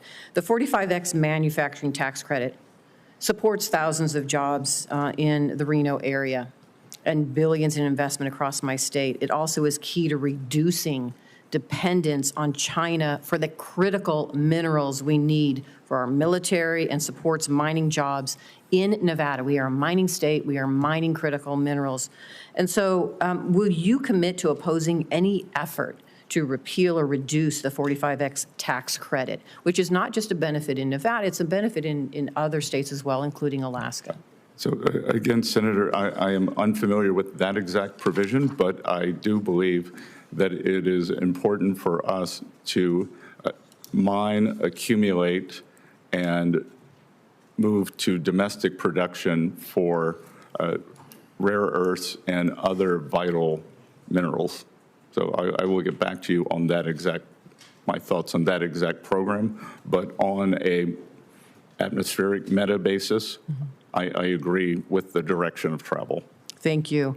Let me ask you this. We also talked about this. President Trump has stated that he thinks that the president should have influence over the decisions of the Federal Reserve. And we discussed this in my office, and I appreciate that opportunity. Does it continue to be your view that the Federal Reserve should be independent of the president? Of course, and I actually believe that the notion that President Trump believes he should have influence, there was I believe, a highly inaccurate Wall Street Journal article saying that he believed something to the effect of he should be in the room. President Trump is going to make his views known, as many senators did. 3 senators, including 2 on this committee, called for, there was a jumbo rate cut in September of 50 basis points. 2 of the senators on this committee called for 70. I'm not asking my senator colleagues. I get the politics on their sides. I'm asking you. But let me just say, you don't deviate from our conversation that you think that there should be independence. I think on monetary policy decisions, the FOMC should be independent. Thank you. I appreciate that. And then for the benefit of our colleagues, what you're referring to earlier is in our meeting, I asked you if there were any regulations, Treasury regulations that currently exist that you disagree with. And in response, and continuing in response right now, you're saying you're going to look into it and get back to me. Is that right? Look, I believe, as we saw, I don't know if it's a regulation, but it's a policy, as we saw from the December 8th hack by some Chinese entities into the Treasury, which was very serious, that was through a work-from-home software app. So one of the policies that I support, I intend to be in the building every day that I am in Washington, and I support a return to the office, which is against the current Treasury policy. Right, and I appreciate that. If there are any others that you oppose and you can share with me, it doesn't have to be right now, get back to me, I appreciate that. Of course, I'm happy to provide that in writing. All right, thank you. Thank you so much. Thank you, Mr. Chairman. Thank you. Senator Young. Mr. Bessent, good to see you. Congratulations again on your nomination to this important position, and thank you for your willingness to serve our country. I'll tell you what I'm looking for in a Treasury Secretary. I'm looking for someone who has a clear record of professional accomplishment, a distinguished academic record would be a bonus. You have those things. I'm looking for someone who is thoughtful. What I care less about is the performative dimension of the job. I have to tell you, so there's a lot of chatter in Washington about that, but I do appreciate your thoughtful answers here this morning. So I'm going to dive in and begin by asking you about a dimension of your role as Treasury Secretary. You will inherit the role of chair on the Committee on Foreign Investment in the United States, also known as CFIUS, that reviews foreign investments in American industries. And very recently, President Biden blocked Nippon Steel's acquisition of U.S. steel on national security grounds. Yet he and the administration provided no clear, substantiated evidence, publicly at least, to justify this decision. For my home state, this abrupt action has instilled a lot of anxiety, particularly in the Gary, Indiana area, where there's nearly $1 billion in investments that were promised. If the Nippon U.S. Steel deal were to reappear before CFIUS, sir, do you commit today to an impartial review, particularly when political pressure was initially permitted to overshadow an honest assessment of national security vulnerabilities? Senator Young, thank you for the question, and I understand the imperative for jobs for your constituents in Indiana. President Trump most recently has also spoken out against the deal, but if the deal is...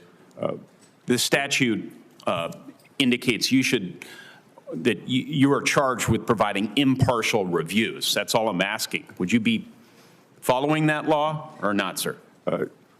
Impartial reviews, sure. So it is currently in litigation. The review is closed, but if it reappears, that CFIUS will conduct the same review that it always does. Yes, sir. Okay. Well, thank you. We may have an opportunity to work together on that effort. Mr. Bessent, your nomination comes at a time when tariffs are central to our economic debates, particularly on issues like inflation, supply chain resilience, and job creation. Now, I believe that in moderation, tariffs, for a time, strengthen America's negotiating leverage with other nations, and they can strengthen certain national security relevant industries. But overuse of tariffs can inflate costs and provoke trade retaliation. As Hoosier farmers have experienced firsthand over the years, they often bear the impact of these retaliatory measures, leaving already thin margins much more vulnerable. What concrete steps would you take to shield these Indiana producers if major trading partners impose steep duties, and how do you envision the Treasury Department's role in supporting them?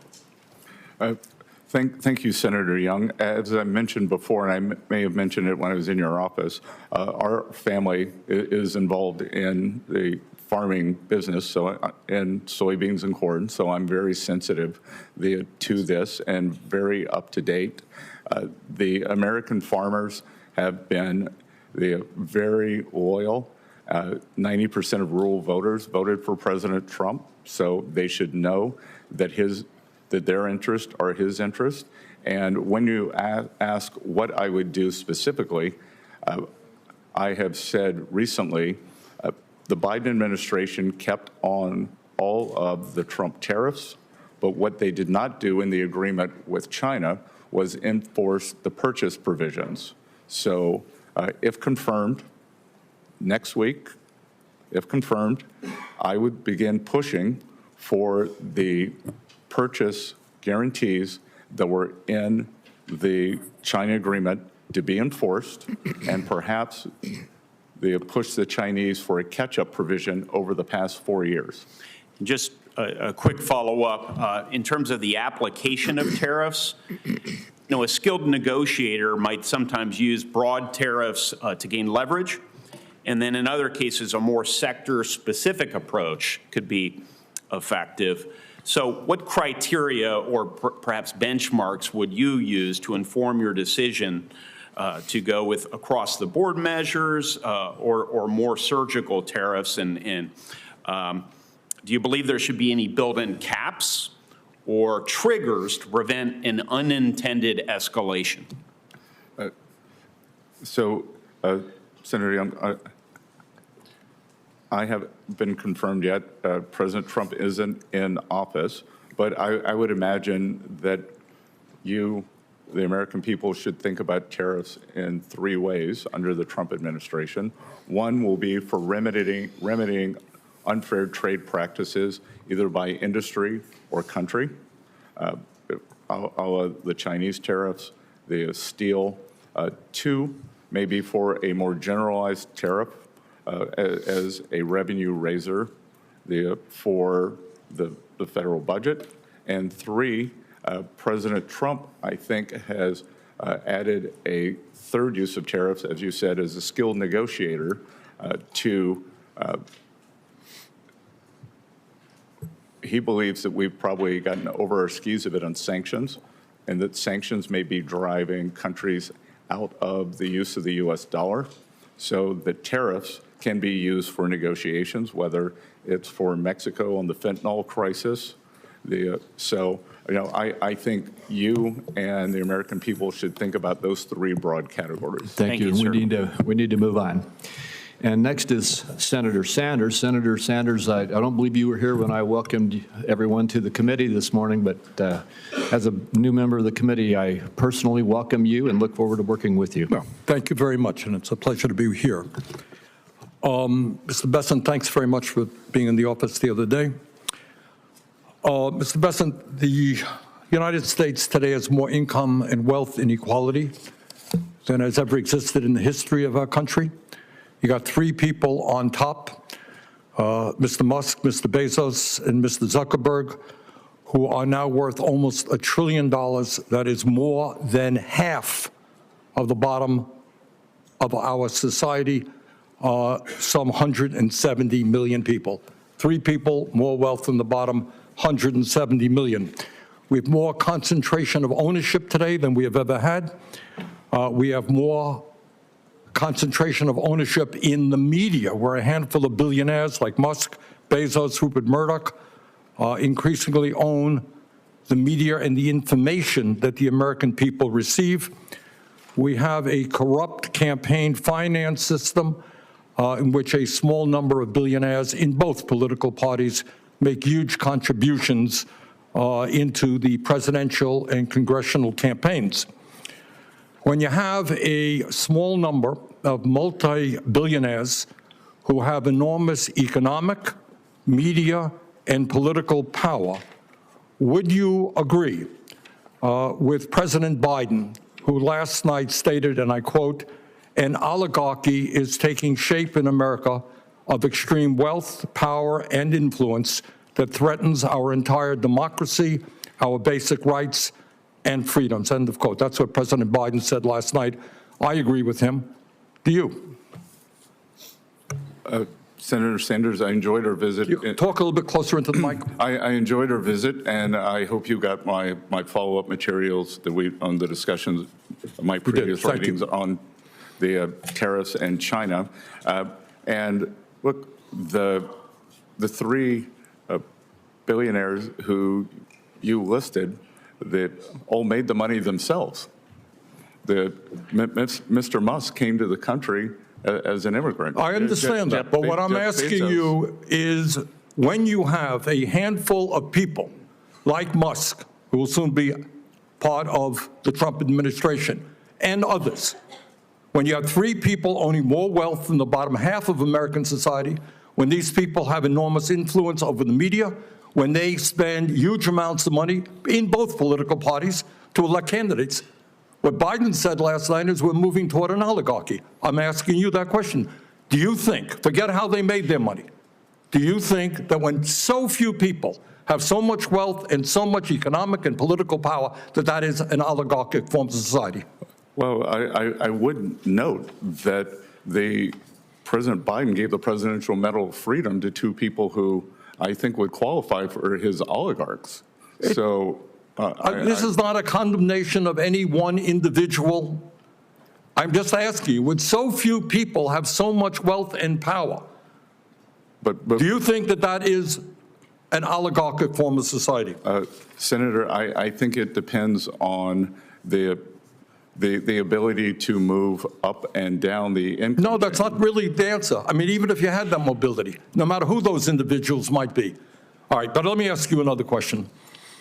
Right now in America, we have over 22 million workers who are making less than $15 an hour, and nearly 40 million people in our country earning less than $17 an hour. Shamefully, the federal minimum wage, despite the efforts of myself and other people here, have not been raised since 2009 and remains an unbelievable $7.25 an hour. Will you work with those of us who want to raise the federal minimum wage to a living wage to take millions of Americans out of poverty? Senator, I believe that the minimum wage is more of a statewide and regional issue. So you don't think we should change the federal minimum wage of $7.25 an hour? No, sir. Okay. Mr. Bessent, millions of working class Americans who are struggling to keep their heads above water are paying outrageously high interest rates on their credit cards. Over half the American people who take out new credit cards are being charged interest rates of over 24%. During his campaign, President-elect Trump promised that he was going to cap credit card interest rates at 10%. I happen to think that that is a very good idea, and I will soon be introducing legislation to do just that. Will you, as if you are confirmed, be supportive of what President-elect Trump said and what I want to see happen, and that is to cap credit card interest rates at 10%?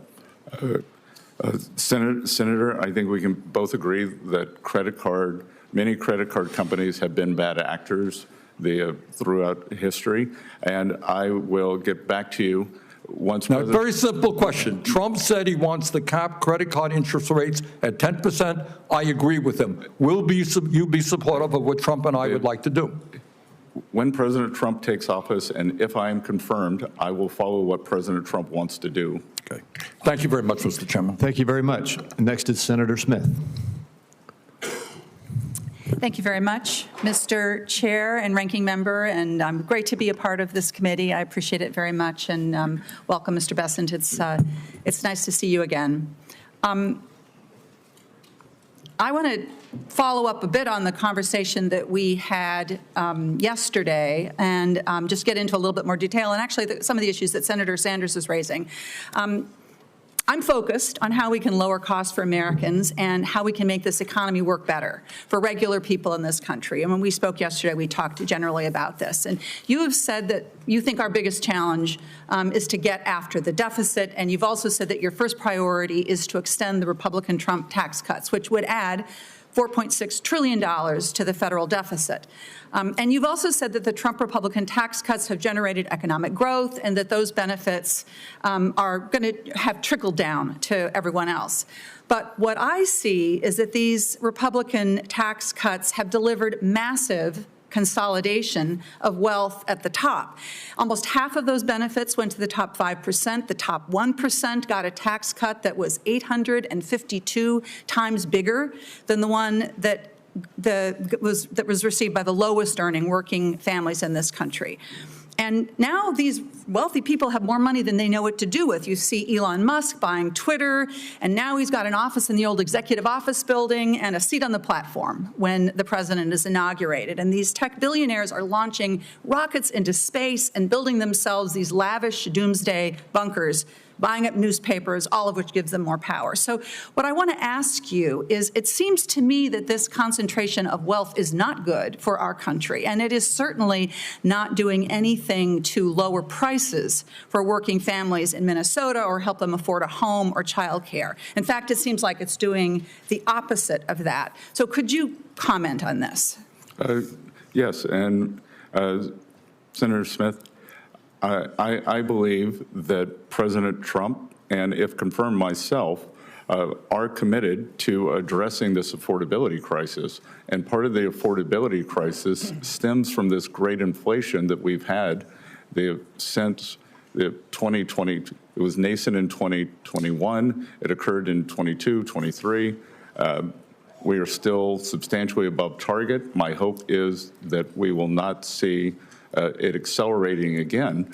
And inflation is one of the great killers for working families. As we talked about in your office, the CPI or PCE, the statistical numbers, may be up about 22% under the previous administration, but the basket of goods and services for working families. So getting inflation down, getting interest rates down, and addressing this affordability crisis. And and as you know, inflation is coming down. And one of the things that I think we saw during the course of the last couple of years was these big consolidated corporations with so much market power jacking up their prices way beyond the amount of money that they would have had to have raised their prices in order to cover their costs. So in my view, this level of corporate consolidation is actually hurting Americans. It is hurting the price. It's costing people more. And that, in fact, the Republican Trump tax bill that there's such a move to reinstate or to extend is going to contribute to that problem, not make it better. But let me ask you another question. You've also said that in order to get our fiscal house in order, we need to cut spending, we need to deregulate, and we need to privatize. So I want to just look at what we are seeing with some privatizing in the private sector that is of great concern to me. Let's look at health care. We've seen a move by big corporate investors into healthcare and especially hospitals. Terrible stories we've heard about rural hospitals and clinics getting shuttered, maternity wards getting shut down, and caused in part by this private equity big corporation purchasing and moving in and controlling, again, concentration in healthcare. And none of this, of course, has lowered costs for Americans. In fact, the opposite, people's costs have spiked. So I wonder, do you see this kind of model of big corporate takeovers of healthcare actually helping to lower costs for Americans? Senator Smith, healthcare, I've probably had trying to understand healthcare cost and the drivers of that on my to-do list for 10 years to be able to sit in a room for a week and understand this, and I've never been able to do it. But I will tell you that when we see things like healthcare, like higher education, both of which have substantially outperformed any inflation index by cost, there is a problem there. I think that what you're identifying could be one of the problems, but I think the overall level of healthcare costs that we're seeing is driven by a multi-factor. It is a complicated issue, and I know I'm out of time, Mr. Chair, but what I see, and we've done work on this in Chair Sanders, when Chair Sanders was chair of the Health Committee, these big corporations come in, the quality of care goes down, patient costs go up. There's a hospital in Massachusetts that was bought up by one of these big firms, and they stopped stocking a common treatment for hemorrhage during pregnancy, and they've seen patients die. So again, I think this is an example of how privatizing is not a solution to our problems in healthcare or other parts of our economy. Thank you, Mr. Chair. Thank you. Senator Johnson. Thank you, Mr. Chairman. Mr. Bessent, welcome. Thank you for your willingness to serve. I want to just start by refuting one of the false narratives we hear ad nauseum from the other side, that the Tax Cut and Jobs Act was the primary cause of our deficits. It's just not true. So I'm going to actually use the facts from CBO. Again, this isn't to confirm CBO numbers. This actually shows you why we ought to take CBO projections with a grain of salt.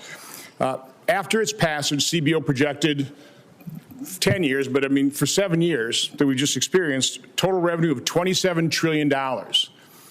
Actual revenue was $28.7 trillion. That's, to do the math, that's $1.7 trillion more than what CBO estimated, which shows that the original score was $1.5 trillion lost revenue. So we not only paid for the tax cut, in 7 years, we generated $200 billion more revenue, even with the COVID recession. So again, we need to take CBO scores with a real grain of salt.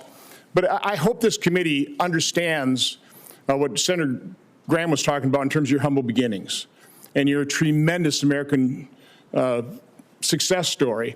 And so I want to ask you a hypothetical, because you understand American families. If an American family, let's say they normally spend $100,000, have a serious health crisis, and so in 1 year, they have to spend $50,000 on medical bills. But then, fortunately, that family member gets well. What would that family spend the next year? Just real quick. Unless they have more income, they'd spend probably $100,000. They'd spend the same 100 and probably have debt costs associated with that. Right. They certainly wouldn't do what the federal government has done. In 2019, before the pandemic, we spent $4.4 trillion. In 2020, we spent $6.6 trillion. When the pandemic ended, we didn't really reduce spending. For the last 5 years, we've averaged $6.5 trillion. Last year, spending $6.9 trillion. Mr. Bessent, is there any justification for keeping spending levels at this level? Senator Johnson, as I've said repeatedly, the United States does not have a revenue problem. We have a spending problem. So the question is, how do we reset spending levels to a reasonable pre-pandemic level? I wrote a column in the Wall Street Journal. I laid out a couple scenarios, and let me just give you the guts of it. If you take one of the pre-pandemic years and increase all the spending by population and inflation, by the way, that's what families would do as well. But you exempt Social Security, Medicare, and interest, and use President Biden's 2025 budget, because you spend what we plan on spending this year. If you take Bill Clinton's 1998 spending, I don't think he spent too little back in 1998, we would be having a baseline of $5.5 trillion. If you took President Obama's 2014 spending levels, it'd be $6.2 trillion. The one I like the best, though, is if we use President Trump's 2021 budget, his estimates for spending in 2025, and use, again, just use those numbers, but slot in Social Security, Medicare, and interest as they are. Nobody's touching those. We'd be spending about $6 trillion. So wouldn't that be a reasonable level? Somewhere between $5.5 and $6 trillion as a baseline spending to project our next 10 years. Senator, I look forward to working with you on this, that you've clearly done more work than I have. And this looks like a very good starting point to me to figure out how we've gotten into this spending morass. So it sounds like pretty reasonable approach to me. By the way, I'd take 1998, I'd use Clinton's spending levels for this. I also want to refute this current CBO score on extending the TCJA. Back then, they scored the whole thing as $1.5 trillion. If you just inflate that the same way CBI, according to CPI, it'd be $2 trillion. How do they justify a score of $4.3 to $4.6 trillion? It makes no sense. So again, I think we need to take those estimates with a huge grain of salt. My final point, I heard the ranking member talk about inflation, the cost of living. Because we've incurred these massive deficits, a $1998 today is only worth 51 cents. A $2014 today is only worth 74 cents. A $2019 is only worth 80 cents. That was caused by this massive deficit spending, the devaluation of the dollar, and a lot of devaluations occurred over the last 4 years because we spent too much money. Not because we didn't tax America enough, it's because we spent way too much money. Thank you, Mr. Chairman. Thank you. Senator Cantwell. Thank you so much, Mr. Chairman. Mr. Bessent, congratulations on your nomination, and I see your family sitting there in earnest on these economic issues. It's so interesting. Our perspectives, you can see from this committee, are arguing about what we think are the right economic policies for the country. And as the Treasury nominee, with your background and experience, we still are talking about the president's policies and whether we think they're effective or not. Real GDP has increased at an annual rate of 3.1% in the third quarter of 2024. That's strong growth, right? As an aggregate number, it's strong growth. Okay. The economy added 16 million jobs over the last 4 years. An average unemployment rate is the lowest it's been in 50 years. So that's led to better pay and working conditions. We want that, right? I'm in favor of better pay and working conditions. Okay. Yes, Senator. And after-tax income increased by 400%. So these are good economic news. And I personally think that focusing on innovation and building supply chains is a good thing to do. And so when you start talking about tariffs, that's when you get, the Pacific Northwest attention. In fact, I would say a recent editorial by one of my newspapers was, bracing for the Trump tariffs, aviation in general. You can imagine we actually have an actual net surplus. I think we export about $2 billion worth of goods out of our state versus importing $1 billion, but this is a big part of it. And so in the aviation sector, I think I sent you an article about the fact that we think increasing our manufacturing innovation to continue to have markets and sell to those markets is a good economic strategy. Senator Cantwell, as I discussed in your office, that in my hometown of Charleston, South Carolina, Boeing is also the largest employer. So I view aviation as very important. Great. So now I want to, and believe me, I would have the same conversation with Joe Biden or Barack Obama or whoever. So I want to focus on innovation, not the tariffs. I'm worried that the tariffs are going to increase supply chain products. They're going to increase prices on our farmers. They're going to increase prices on Americans. And so I want to ask you, don't you think we are in an environment where exporting products and growing markets outside the United States is a big economic opportunity. And what are you going to do to build coalitions to help us be able to achieve opening up those markets, as opposed to just the retaliatory tariff environment, which may raise costs on Americans and not resolve these issues? So, Senator Cantwell, thank you for that. And after our discussion in your office, I actually went back and looked at some older data. In 2000, in terms of the labor share of aggregate income in the U.S., 69% accrued to labor. Today, that number is 60, and you could see a sharp drop after what is called the China shock. So I agree with you that opening markets is good, but the free trade must be also balanced against fair trade. And clearly what has happened is the trade has not been fair. That has fallen on the American workers, and we cannot allow, as I think I mentioned to you, China is the most imbalanced, unbalanced economy in the history of the world. They are in a severe recession/depression. They may have minus 4% disinflation, and they are attempting to export their way out of that, as opposed to doing the much-needed internal rebalance. Yep. So, I am with you on the need to open markets, but we cannot allow a player like this to flood our markets or to flood the world. Well, but I'm saying I believe in coalitions. We just discussed a technology NATO. I think you thought that was a good idea.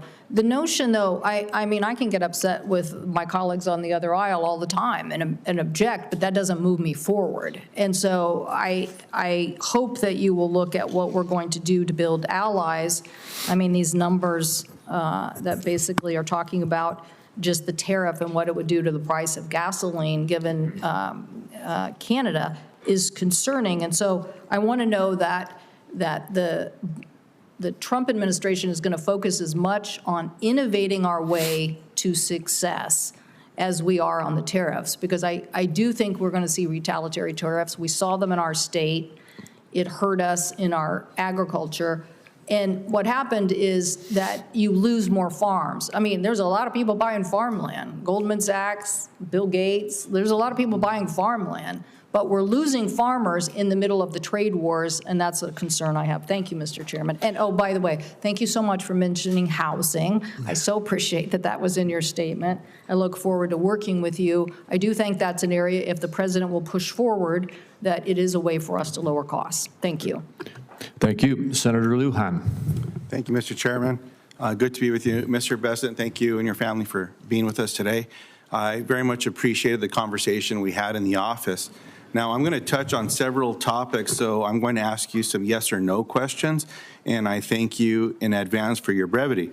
It may surprise many observing today the immense responsibility that the Secretary of Treasury has in stemming the flow of fentanyl and other substances.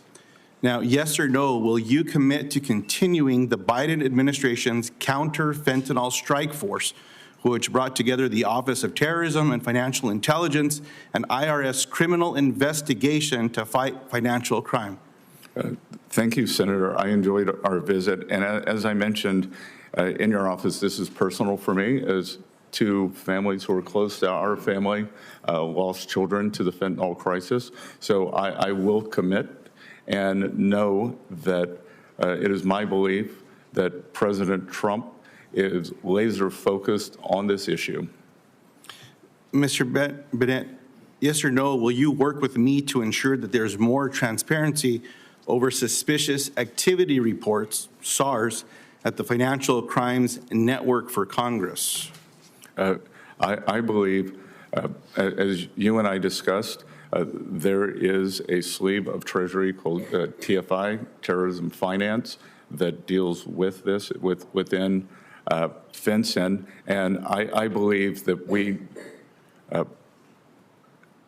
I believe that we have to have a 2025 approach to, as you and I talked about, digital currencies, and all branches of government. So, yes. Now, Mr. Bessent, in your role as Treasury Secretary, do you agree that you will play an important role in advising President Trump and congressional Republicans on policy related to the economy, including investment in government programs? Yes, Senator. Now, I was pleased in our meeting that you stated, quote, "No cuts will be needed," unquote, to achieve your economic goals. I think that might surprise a lot of my Republican colleagues, but I very much appreciate that conversation that we had. Now, yes or no, will you recommend cutting Medicaid? I'm sorry.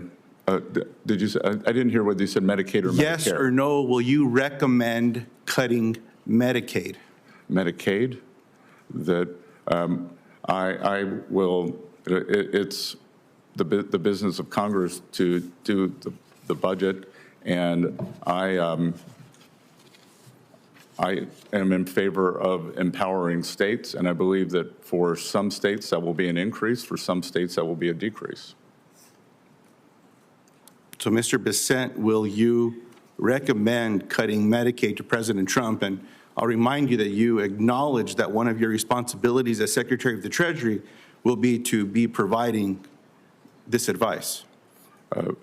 I will get back to you on this when I have seen the details of the full budget proposal once President Trump is in office and if confirmed. Will you recommend cuts to broadband following the investments that we've been seeing across the country, making immense progress in connecting more people across the country that were included in the bipartisan infrastructure law? The Senator, I am unfamiliar with the exact program. It is my understanding that much of the allocated funding has not been dispersed yet. So I will get back to you on that. Well, Mr. Bessent, a lot of folks back in South Carolina, including some of your farming neighbors, are getting connectivity because of these programs.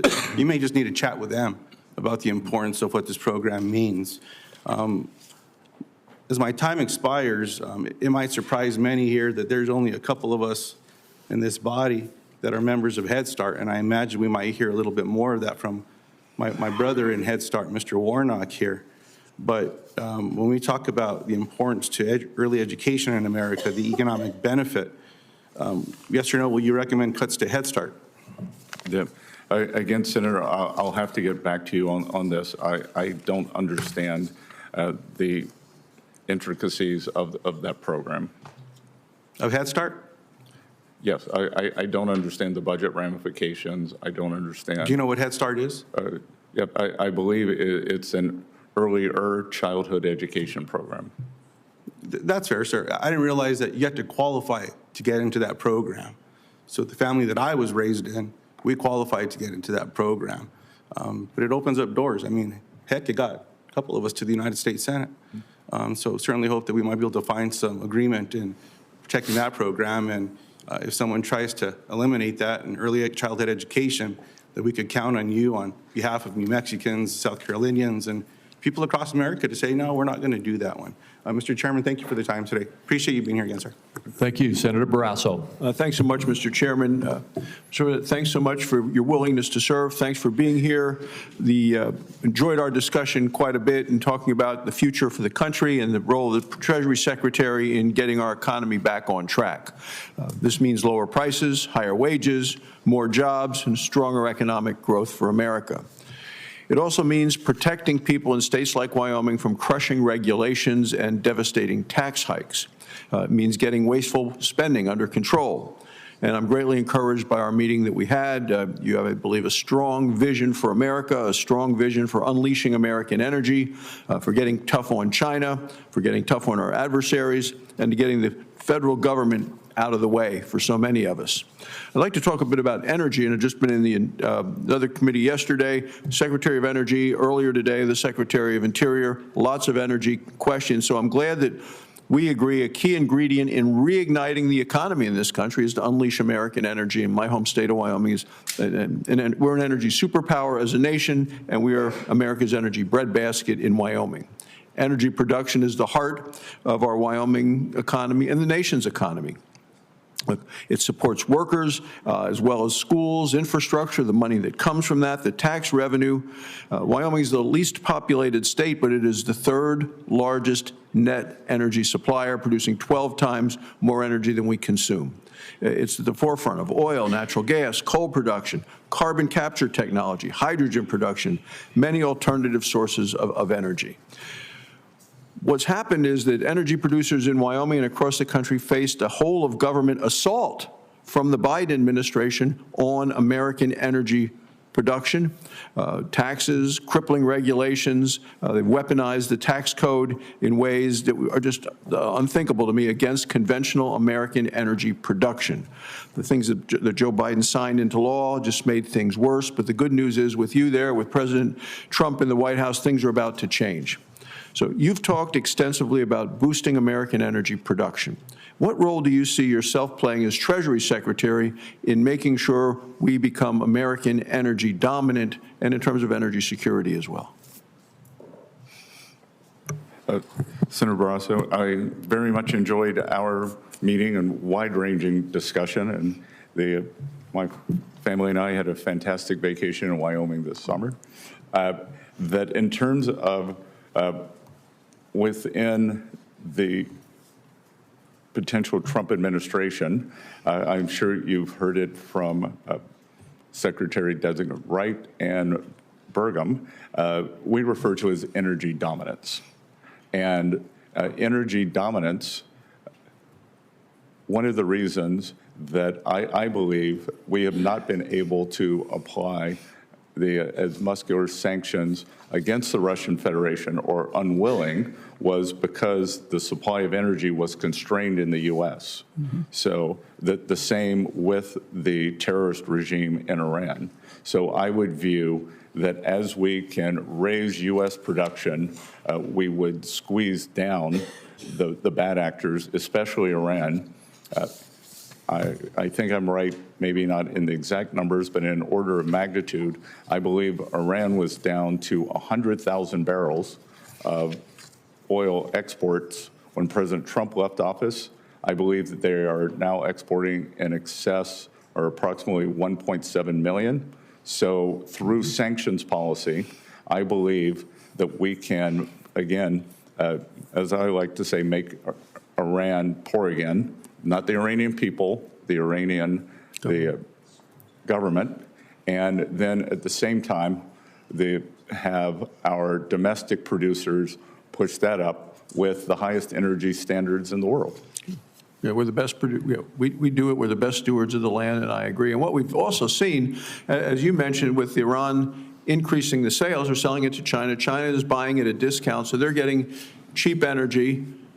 Iran is getting tanker loads of cash back, essentially, and they're using that money for terrorism. So in terms of our own national security, I have one last question in my time remaining, and this has to do with the Tax Cuts and Jobs Act that we passed in 2017.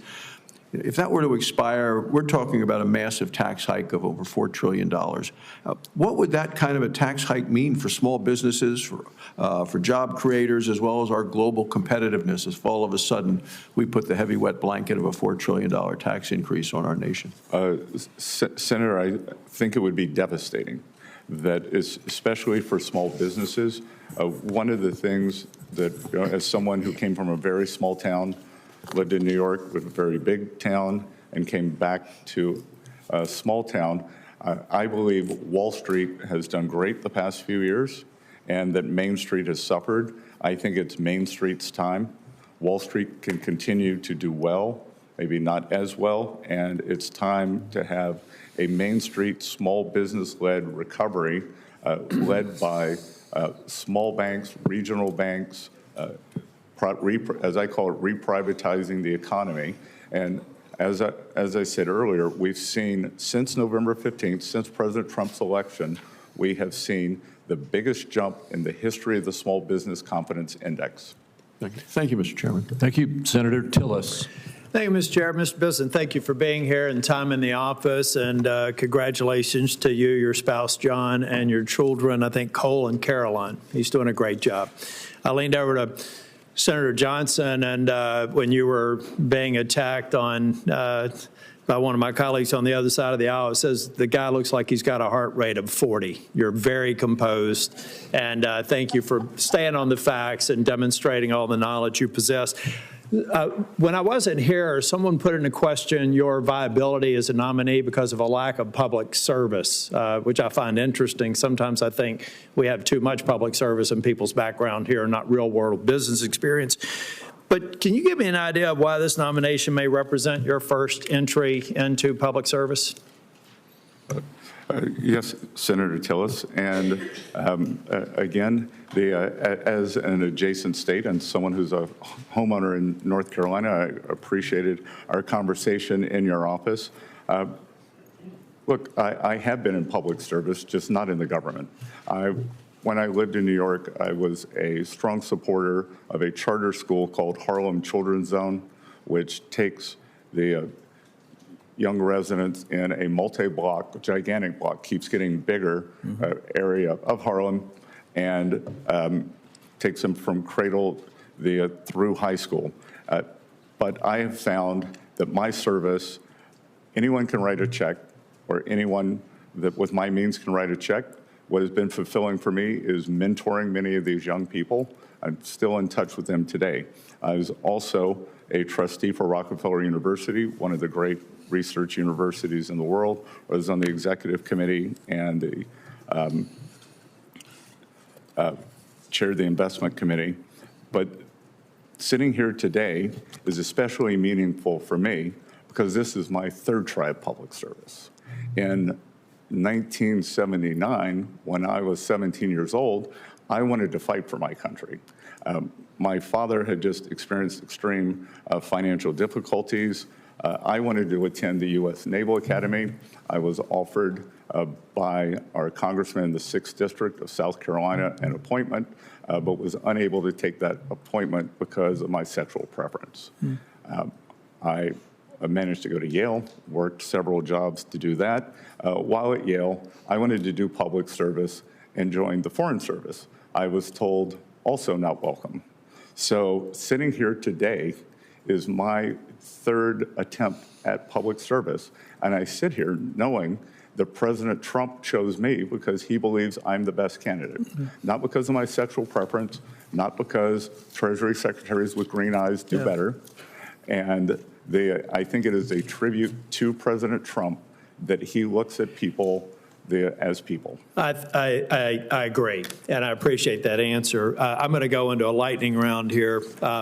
First off, this is the Joint Committee on Taxation distributional analysis of what happens to the various socioeconomic strata if we don't manage to pass the jobs and tax cut extension without objection.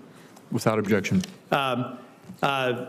Senator Johnson does big phone boards. I do handouts. I'm handing this to all of my Republican colleagues right now saying if we fail to extend the Jobs and Tax Cuts Act, we're going to own a fiscal crisis for people in middle America. 93 million people will be affected in terms of an added tax burden if we fail to pass an extension of TCJA. Now, the last time I checked, there are not 93 million rich people in this country. There are people who struggled like you did when you were a kid and like I did when I was a kid, who had to work themselves through college. And every time we had some well-intentioned program from government to make things better for me, it made it harder for me to dig myself out of the economic situation I was born into. So the facts are stubborn things.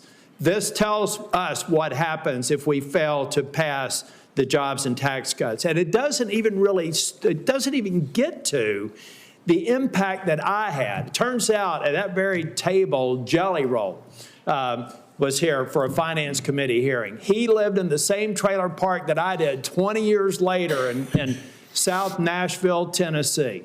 And what I found interesting in my own family is we were right on the economic edge. Every time government had some well-intentioned program to tax the rich, I went from a house to a trailer park. And every time government let us do what we wanted to do, we lived in a house. I'm a living example, and I'm sure Ben Ray Lujan, some other people have had those experiences. You got to go back and look historically at when people like me and people like you had real opportunities. I look forward to supporting your nomination, and Mr. Chair, I'm going to support some. I'm going to send some questions for the record, but it's just to reinforce the message that Republicans have to deliver. And anyone who says that we should not is advocating for a $5 trillion tax increase that will hurt the people who are on the economic edge worse than anybody else. Thank you, Mr. Chairman. Thank you. Senator Warnock. Thank you, Chairman Crapo. I'm grateful and honored to be joining this committee. I look forward to working with you and Ranking Member Wyden to ensure our tax code supports working families, to protect Social Security, Medicare, Medicaid, and to promote trade policies that work for Georgia businesses and that boost our economy. Mr. Bessent, good morning and good to see you again. I enjoyed our conversation earlier this week, and in that conversation you outlined ambitious goals for the federal government and deficit reduction. I'd like to follow up on our discussion about your economic plan. According to a new report from the Tax Policy Center, the largest tax cuts from extending the Trump tax bill would go to those with the highest income, especially those in the top 1%, making more than $1 million per year. In fact, the top 1% of owners will take home roughly 1/4 of the benefits of the law, and the top 5% will get almost half of that. Do you believe that the wealthiest 1% of Americans deserve or need an additional tax cut? Senator Warnock, I greatly enjoyed visiting with you. I think probably a better way to look at it is on a percentage basis. And when I think about the distributional aspects of the Tax Cuts and Job Act, that most of the benefits accrued for the working and middle people as opposed to the upper ends. In absolute dollars, as you just read, that is correct, but I think it's important to look at it in percentage terms. So you believe that the tax cut that provided 1/4 of the benefits of the law to the top 1% and top 5% getting almost 1/2 actually benefited those at the bottom more than it did those at the top. Is that your testimony? I believe that in 2018, 2019, that the households in the bottom 50% of income earners, the wealth increase for those households was three times higher than the wealth increase for the top 10% of Americans. So we should continue to move in that direction and give more tax cuts to those at the highest. You have talked about high deficits as a national defense problem, and I agree with that. I think we need to be fiscally responsible. We need to work to close the deficit and bring the national debt under control. In 2013, Congress extended the Bush tax cuts for everyone except those making more than $400,000 a year. This bipartisan decision saved the Treasury $600 billion, helping to narrow the deficit. Do you agree that ending the tax cuts for those making more than $400,000 would help close the deficit and reduce our national debt? Senator Warnock, I do not. I believe that you would capture an inordinate amount of small business people who largely are in that cohort of 400,000 to a million. So you wouldn't cut it off at 400,000. What about $1 million?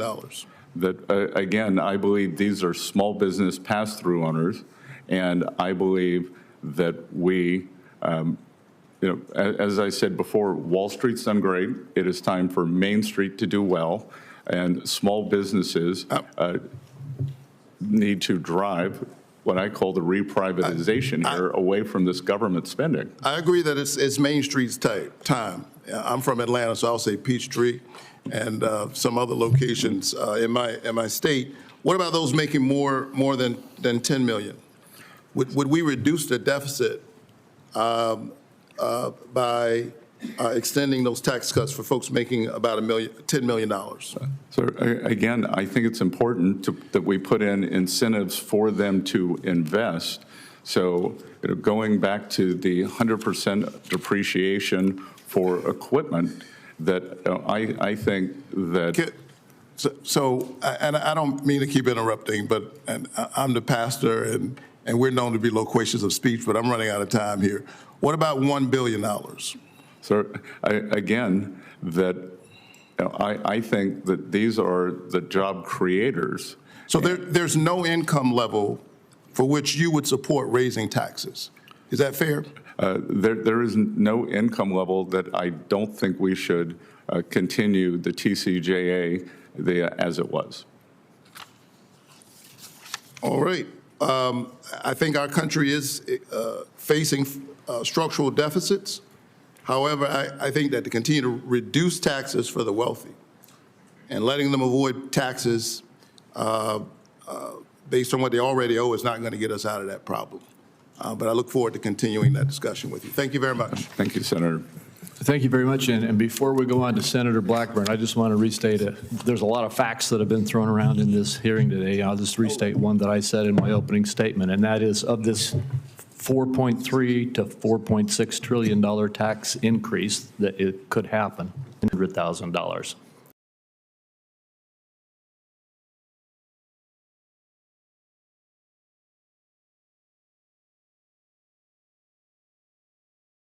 That is simple tax increase. Senator Blackman. Thank you, Mr. Chairman. Thank you for bringing that clarification, because if we do not extend the Tax Cut and Jobs Act, it is that $4 trillion tax hike that people are going to see. And I appreciate your comments about a Main Street small business recovery. That is something that is so vitally important. And as the chairman knows, we have had much discussion over the last few years with the Biden administration over how they determine that $400,000 number.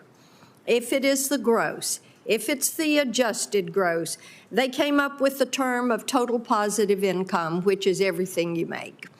And we know that the Biden administration approach on this would be a killer for Main Street businesses. We know that 199A is vital to them, and they need to see that in the Trump tax cuts and in that permanent, so that we can have that Main Street small business recovery and revival. I appreciate that, and I appreciate that President Trump has nominated you for Treasury Secretary, because you are sensitive to that and what your work means to Main Street and to individuals, and getting the IRS under control and looking at some of these provisions that are going to be in front of you. So we appreciate that you would come back a third time and look at public service, and that John and Caroline and Colin, by the way, they are behaving so beautifully. Whatever they want, they get. Ice cream. Senate orders. We'll be right there to support them. I do want to talk with you for a moment about CBDCs and some of the push that the Biden administration had. They did an executive order for Treasury to research development of a CBDC in the United States. And of course, this causes a lot of us heartburn, because we look at what the CCP did with the digital yuan in connection with the Olympics. So upon confirmation, how would you approach this discussion of CBDCs? And are you for them or against them? Could you end the Biden administration project to create a U.S.-based CBDC? Senator Blackburn, thank you for your remarks. I may have a little trouble disciplining the two behind me, as I'm sure that I will hear that a U.S. Senator has vouched for their behavior. But on CBDCs, I see no reason for the U.S. to have a central bank digital currency. In my mind, a central bank digital currency is for countries who have no other investment alternatives. So if we think about a reserve manager, a high surplus country, whether it's Saudi Arabia, Singapore, who ends up with, call the Chinese currency whatever you want, the yuan, the RMB. Yeah. If you own that currency, you have to have something to invest in. That there's very little to invest in if you want to hold the currency. You could own Chinese government bonds, which don't yield So very your much. view of that would be a negative view? Well, I view that many of these countries are doing it out of necessity, whereas the U.S., if you hold U.S. dollars, you could hold a variety of very secure U.S. assets. I appreciate that. I appreciate your comments earlier to Senator Barrasso about the Pillar 2 negotiations. This is something that we would be well served to extract ourselves from this. Currently, the preliminary data that we have, 40%, right at 40% of the total Pillar 2 tax burden is on us. And China, of course, has found a way to exempt themselves from this. So that is in need of a revisit, and I look forward to you doing that and standing with our companies. I want to get, and this I think you can just submit to me in writing, Advanced Persistent Threat, APT, which is China. They were able to override Treasury Security system and remotely access workstations where they reported access to unclassified documents. And of course, this is Chinese Communist Party at work again. And this is, we found this out after finding out from the Treasury Inspector General that 2,800 IRS employees still had TikTok on their government devices. If confirmed, and when confirmed, will you take steps to improve Treasury security systems? Senator Blackburn, one of the earlier questions was, what policies of the current Treasury Secretary do you disagree with? And as you noted, the December 8th hack into Treasury was via a work-from-home system. Yeah. So I, as Treasury Secretary, have confirmed, plan to be in the office every day that I'm in Washington, D.C., and I expect all the other employees to do that too. Thank you. And I think it's a matter of national security for everyone to be at 1500 Pennsylvania Avenue. Thank you. That is well received. Thank you, Mr. Chairman. Senator Welch. Thank you. Thank you very much, Mr. Chairman. It's delightful to be a new member of the committee. And I look forward to working with you and all our colleagues. Mr. Bessent, thank you so much for your visit yesterday, and welcome to your family. As we discussed, the situation for a lot of Vermonters who work incredibly hard is very tough. Vermont actually has one of the widest, if not the widest, gap between what people can earn and what their expenses are. So it's tough at the end of the month to pay all the bills, the grocery bills, the health care bills, all of these things. And we're talking, in a way, abstractly about this tax plan. And the reality for most folks in this country is that for the past 40 years, working Americans have actually had a pay cut, not a pay increase. And my hope is that whatever tax policy we have is going to start with a commitment to making lives better for the Main Street folks that you mentioned, and I'm glad that you did. But there is going to be a lot of negotiation on how to pay for these tax cuts. And one of the things that will be on the block is something that's very, very important to Vermonters, and that's the affordable tax care credits. that we have now. So in Vermont, I mean, healthcare is incredibly expensive for everybody. But if we have, just as an example, an electrician in Bennington, Vermont, who's making $67,000 a year, with the tax credits that are set to expire, that family would have a $700 a month increase in their health care bill. That's going to hammer them. It's like $9,000. So my question to you is, in putting together this tax proposal, where you are going to have to be making recommendations about how to pay for it, will we continue to provide this help to Vermonters, like this electrician in Brattleboro, so that he doesn't get hammered on health care premiums going well beyond what he can afford? Senator, as we discussed in your office, and I haven't had time to do my homework on this, as I think I told you that my family, friends, business colleagues, I often get sick of hearing my phrase, no data, no opinion. No, I will get up to speed. If confirmed, I will get up to this. I appreciate that, but there's a couple of things that really make a difference for working Americans in South Carolina and in Vermont. The child tax credit, when we had that and reduced poverty for children by 50%, that's really elemental for hardworking families.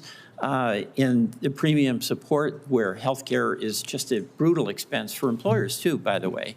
So my hope is that in the design, we're going to start by making certain that we do no harm to working Vermonters and working South Carolinians, okay? Second, on the tariffs, I'm in support of the China tariffs. That is defending us against unfair trade practices by China. I'm concerned about the impact of tariffs on Canada and what that does to us in Vermont. Our major business partner, export partner, is Canada. And from what we have seen, it would raise a cost to businesses, probably cost jobs and cost to consumers. So what reassurance can we get from the Trump administration that there's going to be a do no harm policy to American consumers and Vermont workers and small businesses with a tariff policy? Senator, very, very difficult for me to isolate Vermont especially, but in terms of working Americans, I believe that President Trump understands that it's working America. He had a very unique coalition. Well, he does, and my hope the policy will reflect that. So I appreciate the opportunity to work with you on that. I look forward to working with you, and look, I think he understands that it's the affordability crisis. It is, and just the last thing, very little time, we were talking about credit card rates for consumers. Credit card fees for our small businesses are the highest in the whole world, the highest in the whole world. Why can't we bring them down and pay what Europe pays? Our small businesses, it's like the second or third highest expense for them, and you'll have some impact there. But those costs on our small business, including those small, the pass-through businesses, I'd like to get them down and get your help in doing that. I look forward to working with you on this issue, if confirmed. Thank you very much. Thank you. Thank you. Senator Marshall. Well, thank you, Chairman Crapo, Ranking Member Wyden. It's great to join the Finance Committee. As I listen around, it seems like to me like so many of us share the same goal, that we want Americans to be prosperous. We want them to be able to live their American dream. We disagree how to get there oftentimes, but we all had this same goal, that we want Americans to be prosperous. Mr. Bessent, welcome, and congratulations on your nomination as well.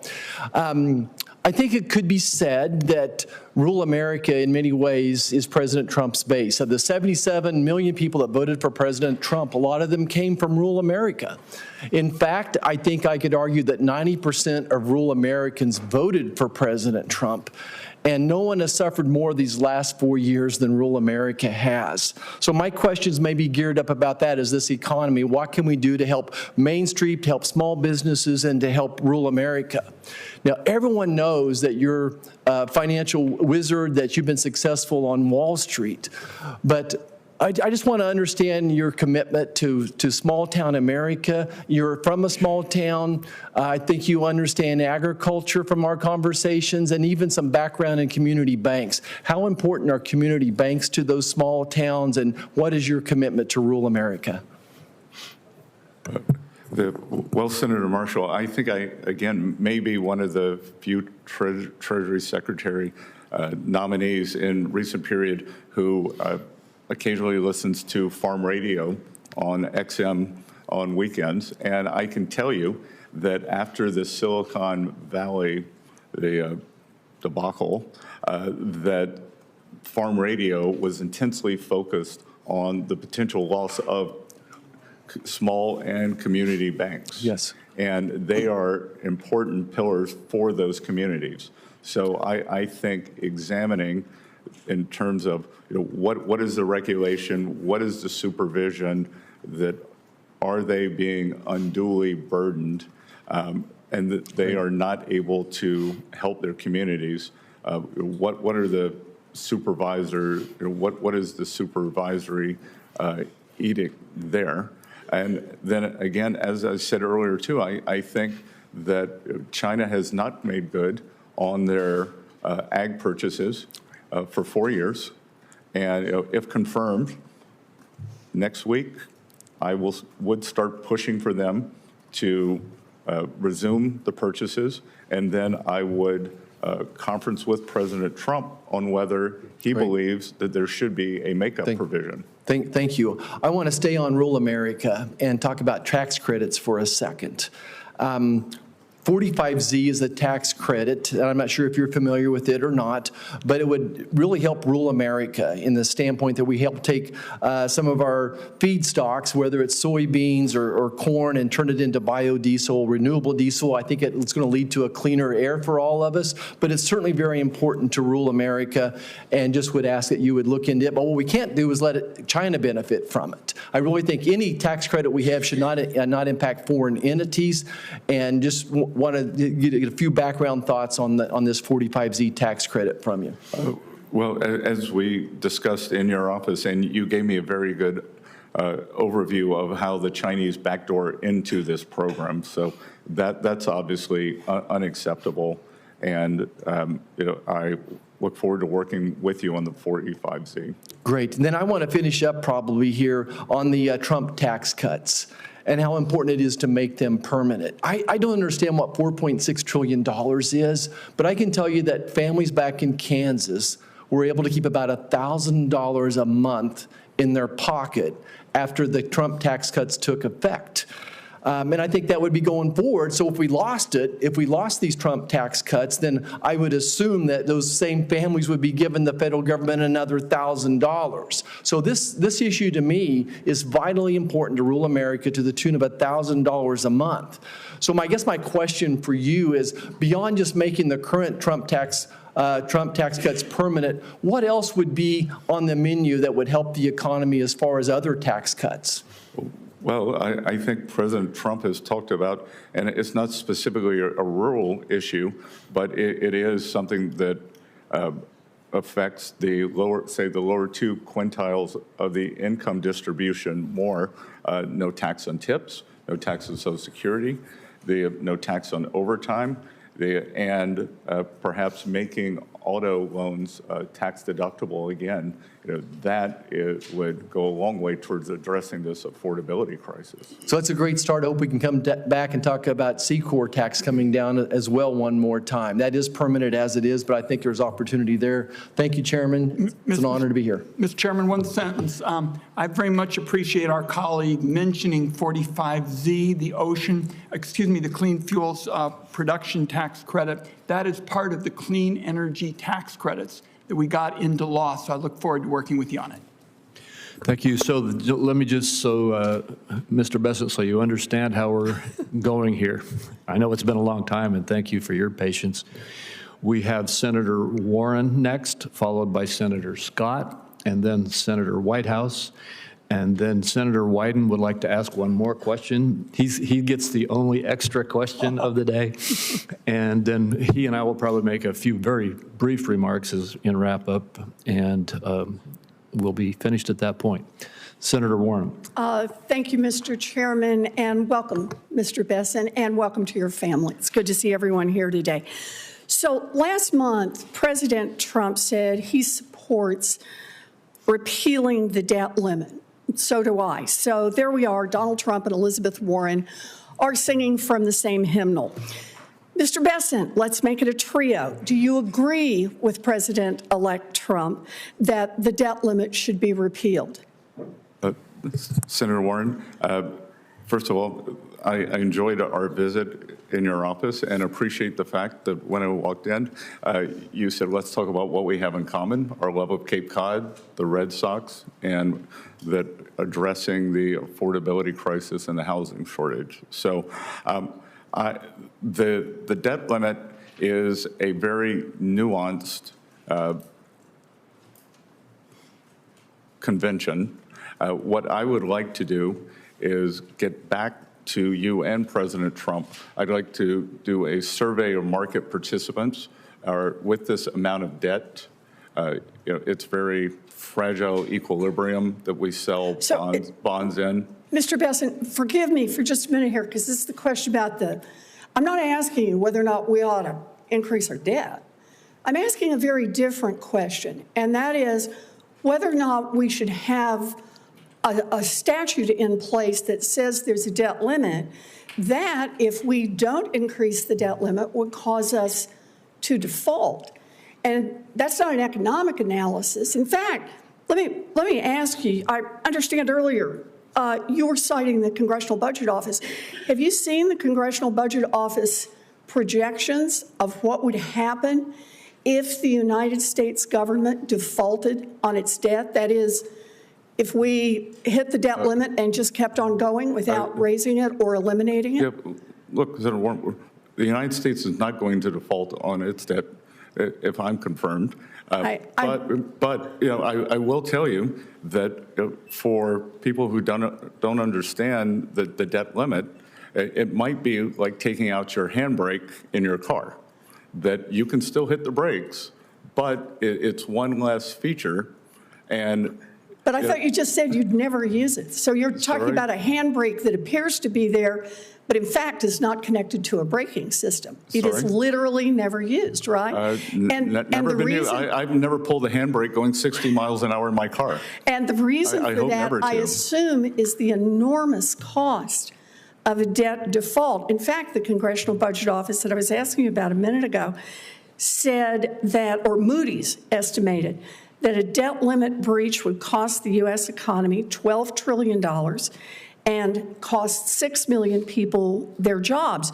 I think this is the reason that President-elect Trump said that eliminating the debt limit is, quote, the smartest thing Congress could do. And I'd like for Congress to do the smartest thing, and that is eliminate the debt limit so we don't have this problem. Well, Senator Warren, I will tell you that once President Trump takes office, and if I'm confirmed, if he wants to eliminate the debt limit, I will work with him and you on that. Great, because I agree with President-elect Trump that the debt limit should be repealed. I note, however, right now that's not what congressional Republicans plan to do. Last month, they committed to raising the debt limit by another $1.5 trillion. So why do Republicans want to raise the debt ceiling? Because their plan is to shovel new tax cuts to billionaires, and that would increase the debt by more than $1 trillion just in the next 4-year period. During his first term, President Trump's only major legislative achievement was his 2017 tax cuts that mostly got sucked up by millionaires, billionaires, and giant corporations. Now, most of these cuts were good for only 8 years so that Republicans who were designing them could claim that the cost was only $2 trillion, 8 years of cuts that added $2 trillion to the debt. Now we're talking about Republicans and President-elect Trump who want to give those same rich people and giant corporations more years of tax cuts. And I just want to be clear that we understand each other here, that I think it was Senator Warnock who asked you about, is there any billionaire rich enough who you wouldn't support a tax cut for going forward? That I think it's unwise to single out any Rich people? any individual. Okay, is there any group of billionaires? You can just pick a dollar figure and there can be more than one above that. I could give you a glib answer, but I won't. But again, that's not where the money is. At one point when President Obama was debating Mitt Romney, the moderator said, "But sir, that would make collections go down." And he said, "Yeah, but it's about fairness." And I have to tell you, Senator Warren, I'm about collection. I understand, but I like to think that fairness is about billionaires actually paying their fair share too. Thank you, Mr. Chairman. Thank you, Senator Scott. Thank you, Mr. Chairman. Scott, welcome, or Mr. Bessent, welcome to our committee. Good to see you again, and thank you for your willingness to serve. It is certainly a sacrifice to you and your family, but I think it's actually an investment for the country. We need folks who are willing to sacrifice on behalf of a greater cause. The greater cause in this instance is generations of Americans you will likely never meet, but will be better off because we do the right thing. One of the things I think about as the right thing, I know you grew up in a working class family and I grew up in a single parent household mired in poverty, is having stability in our financial system. One of the places where we need the greatest amount of stability is for our banks. So think about Silicon Valley Bank and other banks that failed recently. As you can imagine, as the chairman of the banking committee, I care deeply about the stability and strength of our banking system. From your vantage point, can you provide your assessment of the current safety and soundness of the U.S. banking industry, and what steps you believe are necessary to ensure long-term stability? Senator Scott, good to see you. Good to have two South Carolinians in the room. And look, I think the strength of the U.S. Economy, our financial markets, is the depth and breadth of our financial systems. I believe that we have likely seen the top 5 banks become too big a share of banking assets. We have seen, because of undue regulation, the shadow banking system get larger and larger, and to the detriment of community banks, small banks, and the small regional banks. So I think that we have to take a look at both regulatory and supervisory conditions in those. I think that the banking system is well capitalized, perhaps over-capitalized, and this comes from someone, my background is as a financial institutions analyst. I've also taught the history of financial crises, so I am very attuned to the idea that financial stability is important. The pendulum tends to swing from one way, go into overshoot, and that from 99 to 2008, that was an overshoot. And since then, the regulation, our banking system has been constrained. And if we are going to have the kind of the generalized Main Street prosperity that I would like to see over the next few years, it's going to be driven by communities, small banks, and small regionals.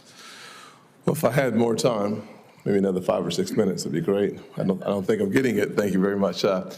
We'd spend a little more time on Basel III because your answer actually reinforces the fact that Basel III puts more capital on the sidelines, which means there's less capital to loan for mortgages or for starting small businesses. But I won't go there. But where I will go, however, is towards opportunity zones. As you know, I wrote the legislation, and opportunity zones was in fact a bipartisan piece of legislation, although it's only supported by Republicans.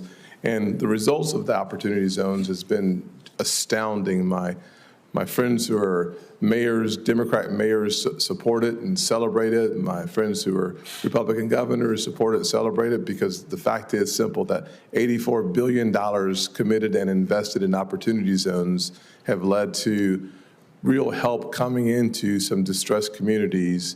It's only had less than a 5% gentrification rate, which is really important. But for the housing question, so many folks, mayors around the country, said for the first time, because of opportunity zones, they're seeing affordable housing in their downtown areas, and they haven't seen it John Geddes in Rock Hill 3 decades. So we know that they've been effective without gentrification.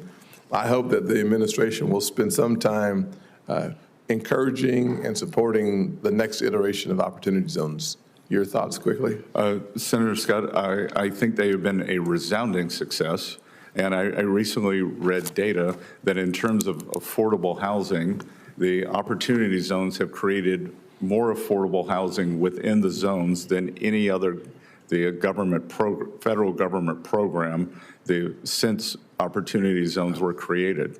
So I think that it's a fantastic way to address the housing crisis. I think the inner city redevelopment. I think we could think about opportunity zones more in rural areas. Yes. So I look forward to expanding and continuing the discussion. Thank you. My last thoughts will be a comment, not a question. But as a result of the TCJA, we saw the richest Americans' tax burden as a percent of revenues coming in go up. And we saw the poorest Americans as a percent of revenue coming into the government go down. I think the easiest way to say that is to recognize that a single mother, like the one who raised me in 2017, made on average $40,000 a year. Her tax burden, her tax percent went down, her tax rate went down by 71%. That is a result of good policy being good politics. And I hope we keep our eye on the ball of helping the average American have more of their money in their pockets. Thank you. Thank you, Senator Scott. Senator Whitehouse. Thanks very much, Chairman. Welcome, Mr. Bessent. Thank you for the meeting we had in my office. I understand that colleagues have already raised the urgency of more sanctions on Russia's shadow fleet, particularly as it is sabotaging our allies' infrastructure in the Baltic, and urged that it is unfair for Chinese manufacturers to be able to underprice U.S. manufacturers by virtue of lower environmental standards. So I just want to give two big thumbs ups to both of those notions. As we talked about in my office, I think that the most immediate danger of a major economic collapse is going to come through the insurance industry. We're seeing signs of it in Florida already. The fires in LA are making it worse out in California, but it's occurring nationwide. And as we discussed, where you can't get insurance, you can't get mortgages, where you can't get mortgages, you can't sell properties at value, and that cascades, according to the chief economist of Freddie Mac, into a 2008-style massive economic recession. So I would like to ask first that you get somebody on your team to take a look at this report, which I'd ask to put into the record, from the Senate Budget Committee while I was chairing it, on the non-renewals, price increases, and unavailability problem county by county across the country. And if somebody on your team looks at it and can give you a summary, I would be grateful. And I would actually ask you personally to read this Economist magazine article. I don't think it's complicated. No, Senator Whitehouse, you gave it to me in your office, and I did read it. Good. So all right, so we're ahead of you. So I just want to make sure. I will point out to my children behind me, doing your homework's important. It is important, and thank you for doing that. I think you're the first person in a nominations hearing who's actually done the reading that has been proposed. So I just think that all of us need to be alert to this problem. I think it's actually started. Ernest Hemingway famously said that bankruptcies happen gradually and then suddenly. I think we're in gradually on a climate change-driven insurance crisis that will cascade out into the whole economy. I gave my Environment Public Works colleagues a book this thick. I gave your team a similar book of all the many high-level, serious, peer-reviewed studies that have shown these economic risks. And I just don't think we're ready for it. And I think it's really important that we be ready for it. And I don't want anybody to say that they weren't warned about it. So there's my warning. Last question to you, and I'm going to be treading into an area where I don't know a thing because I just heard about this morning, and I've been the ranking member in the EPW noms hearing. So what I did read this morning is that the manner in which you have structured your partnership has enabled you to avoid the payment of nearly $1 million in Medicare taxes, and that the IRS has taken the position that the manner in which you structured your partnership to avoid those Medicare taxes does not actually support avoiding Medicare taxes. And it's probably more complicated of an issue than you and I are going to get through in the next 1 minute and 13 seconds. So we'll follow up with a question for the record. But I just think that when we're dealing with these massive issues of income inequality and threats to Medicare and all of the concerns that I think actually helped propel President Trump to the presidency, it would be extremely awkward if the Secretary of the Treasury were taking advantage of a supposed avoidance mechanism that the IRS, which you oversee, has determined actually doesn't produce that result. And somehow those things need to come into alignment. I don't know why. I suppose the easiest thing would be to go back and pay the Medicare taxes. But again, this is way more complicated than you and I can dispose of in the next half minute.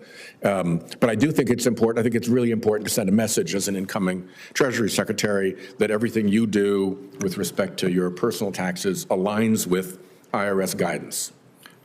Senator White, thank you for the question. So it is the firm's taxes, and we are up to date on all our taxes. This matter is not by us, but it is in continuing litigation. If confirmed, I have agreed to shutter my firm, and I have also informed the ranking member and the chairman that I will provision the amount that is lower than the amount that was stated in the press release that went out last night, and I will hold that until the case makes its way through the courts. So once that seems like an attentive response to the problem, and I'm glad you respect that this actually is a problem that needs to be attended to. So thank you. Thank you. And Senator Wyden has asked if he could add one final question. You get the last one, Senator Wyden. Thank you, Mr. Chairman. And I gather that after this, at some point, you and I will have some closers. I appreciate that, and I'm going to be very short on that as well. Mr. Bessent, I want to ask about the double standard with respect to tax enforcement in America. The working person, a firefighter or a nurse or somebody who works for a wage, pays taxes with every single paycheck, and the government gets that information. And to a great extent, the ultra-wealthy can have a very different system. They can bring in this whole battery of accountants and lawyers and the like and say, you know, make sure that I don't have a lot of income this year. And then they don't have the same reporting system.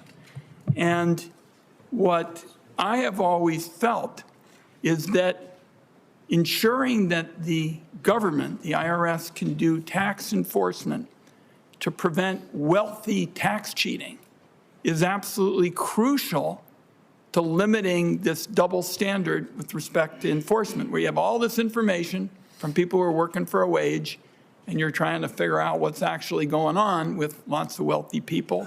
Because to me, the scam is in what's legal.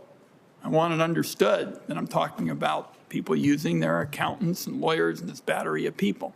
So my question to you is, do you believe that it makes sense for the Congress to give the IRS the resources to collect taxes from people who may be cheating? And we don't even know because it's so hard to run down all this information. Do you believe it's important for the Congress to fund the IRS for that kind of enforcement? Senator Wyden, I believe that collections are very important, and I believe that the IRS, and again, I haven't been confirmed, I have had no meetings, this is all external. I believe that a large amount of it can be solved by data processing, and we are on the verge of an AI revolution. And I would hope that the AI revolution, much as it has in medical technology, it's pattern recognition, and that my understanding now is that the agency runs on 12 different systems on COBOL, which is the programming language that when I went to Yale in 1980. So I am 100% in favor of that, of updating those systems. So you talked to me about this in the office, and I appreciated the comments. It's still resources. It's going to be computers, perhaps, not people. But I showed up in the United States Senate when only one person, Pat Leahy, knew how to use a computer. And so we've seen these dramatic developments, and I think you're right, AI is going to shape the debate, but it still leaves the question, we're going to need resources. And again, what you've seen, because we don't have the resources to go after the wealthy tax cheats, people who use the earned income tax credit or something, they're the ones, who get the audits and the like. And I want to see in this position somebody make a commitment to making sure we'll have the resources to go after the wealthy tax cheats who have this unique kind of system. And I would acknowledge your point that certainly it's going to be a challenge in the years ahead with respect to AI and other technologies, but we're still going to need resources. Are you going to support that? If confirmed, I will come back to you with a plan for upping collections. On wealthy tax cheats? You seem to believe that the wealthy cheat more, but that I think across the entire income spectrum. So you were saying that the wealthy have this special cachet, and if there is some large mother lode there, then to figure out how to crack that, whether it's through AI or some other means, that I will commit to coming back to you. Well, let me tell you why it's so important. Former IRS Commissioner Rettig, who was President-elect Trump's last IRS commissioner, testified here that the IRS needed additional multi-year funding because it was, quote, outgunned when it came to auditing wealthy individuals and large corporations. So the view that I have stated today is not just one that I offer, but a former Trump appointee said specifically that the agency was outgunned with respect to resources. So you've indicated that you'll continue the discussion. It's an important one. Thank you, Mr. Chairman. Good. Well, thank you. And why don't you go ahead with any closing remarks you'd like to make right now, and then I will wrap it up. I'm going to spare everybody, and especially the nominee, a filibuster. It's been a long morning. And Mr. Bessent, we started off with your confirming that you're going to protect taxpayers' ability to file their taxes for free directly with the IRS. I think that's constructive, because I think when it works for a second straight year, we're going to begin to join the rest of the Western industrialized world in making sure that our people have a chance to have a system that works for them, that empowers them if they choose it. With respect to some other issues, I'm concerned about a number of other matters, and we may need to have some additional conversations about it. What concerned me was your response to my question about wealth rather than work with respect to being favored in the tax code. And I think today that's a reality. That's just plain fact. And the people I represent know it, because they pay taxes with all their paychecks, and they're paying a higher rate than people who, as I've indicated today, have good lawyers and good accountants. So I continue to be very troubled by that. And some of the past reforms have tried to minimize those differences between tax rates for wealthy people and tax rates for workers. But I remain concerned about that. And with respect to some of the other issues, I leave you with the proposition that I haven't really heard you touch on, And it's the proposition that Bill Bradley and I have believed in these many years, is we want a tax code that gives everybody in America the chance to get ahead. And with differences like the one I've asked about, the difference between the rates for the wealthy and for workers, there's a long way to go to get it done. So I'll look forward to continuing some conversations. Thank you, Mr. Chairman. Thank you, Senator Wyden. And Mr. Bessent, we're toward the very end here. I'll be brief myself. I want to end where I started out. I think that it's very clear that you have acted in your dealing with the vetting of this committee in a very, very straightforward, courteous, and honorable way. When it comes to your qualifications to be the next Secretary of the Treasury, there is no room for debate, and you have shown that today here in the hearing. Your background, your training, everything is tailor-made for this role, and your character and demeanor are self-evident. You have satisfied our due diligence process. In prior Congresses, I've joined with many of my Republican colleagues in voting for well-qualified Treasury Secretary candidates put forward by a Democratic president, even though I didn't agree with all of the positions that they advocated. Your candidacy ought to enjoy similar support, and I'm going to encourage my colleagues on both sides of the aisle to join with me in advancing your nomination. I appreciate your taking the time that you have taken to work with us over the past few weeks to get this process to this point. And with that, I would like to remind my colleagues that the deadline for submitting any questions for the record is 5 p.m. today. And without anything else, this hearing stands adjourned.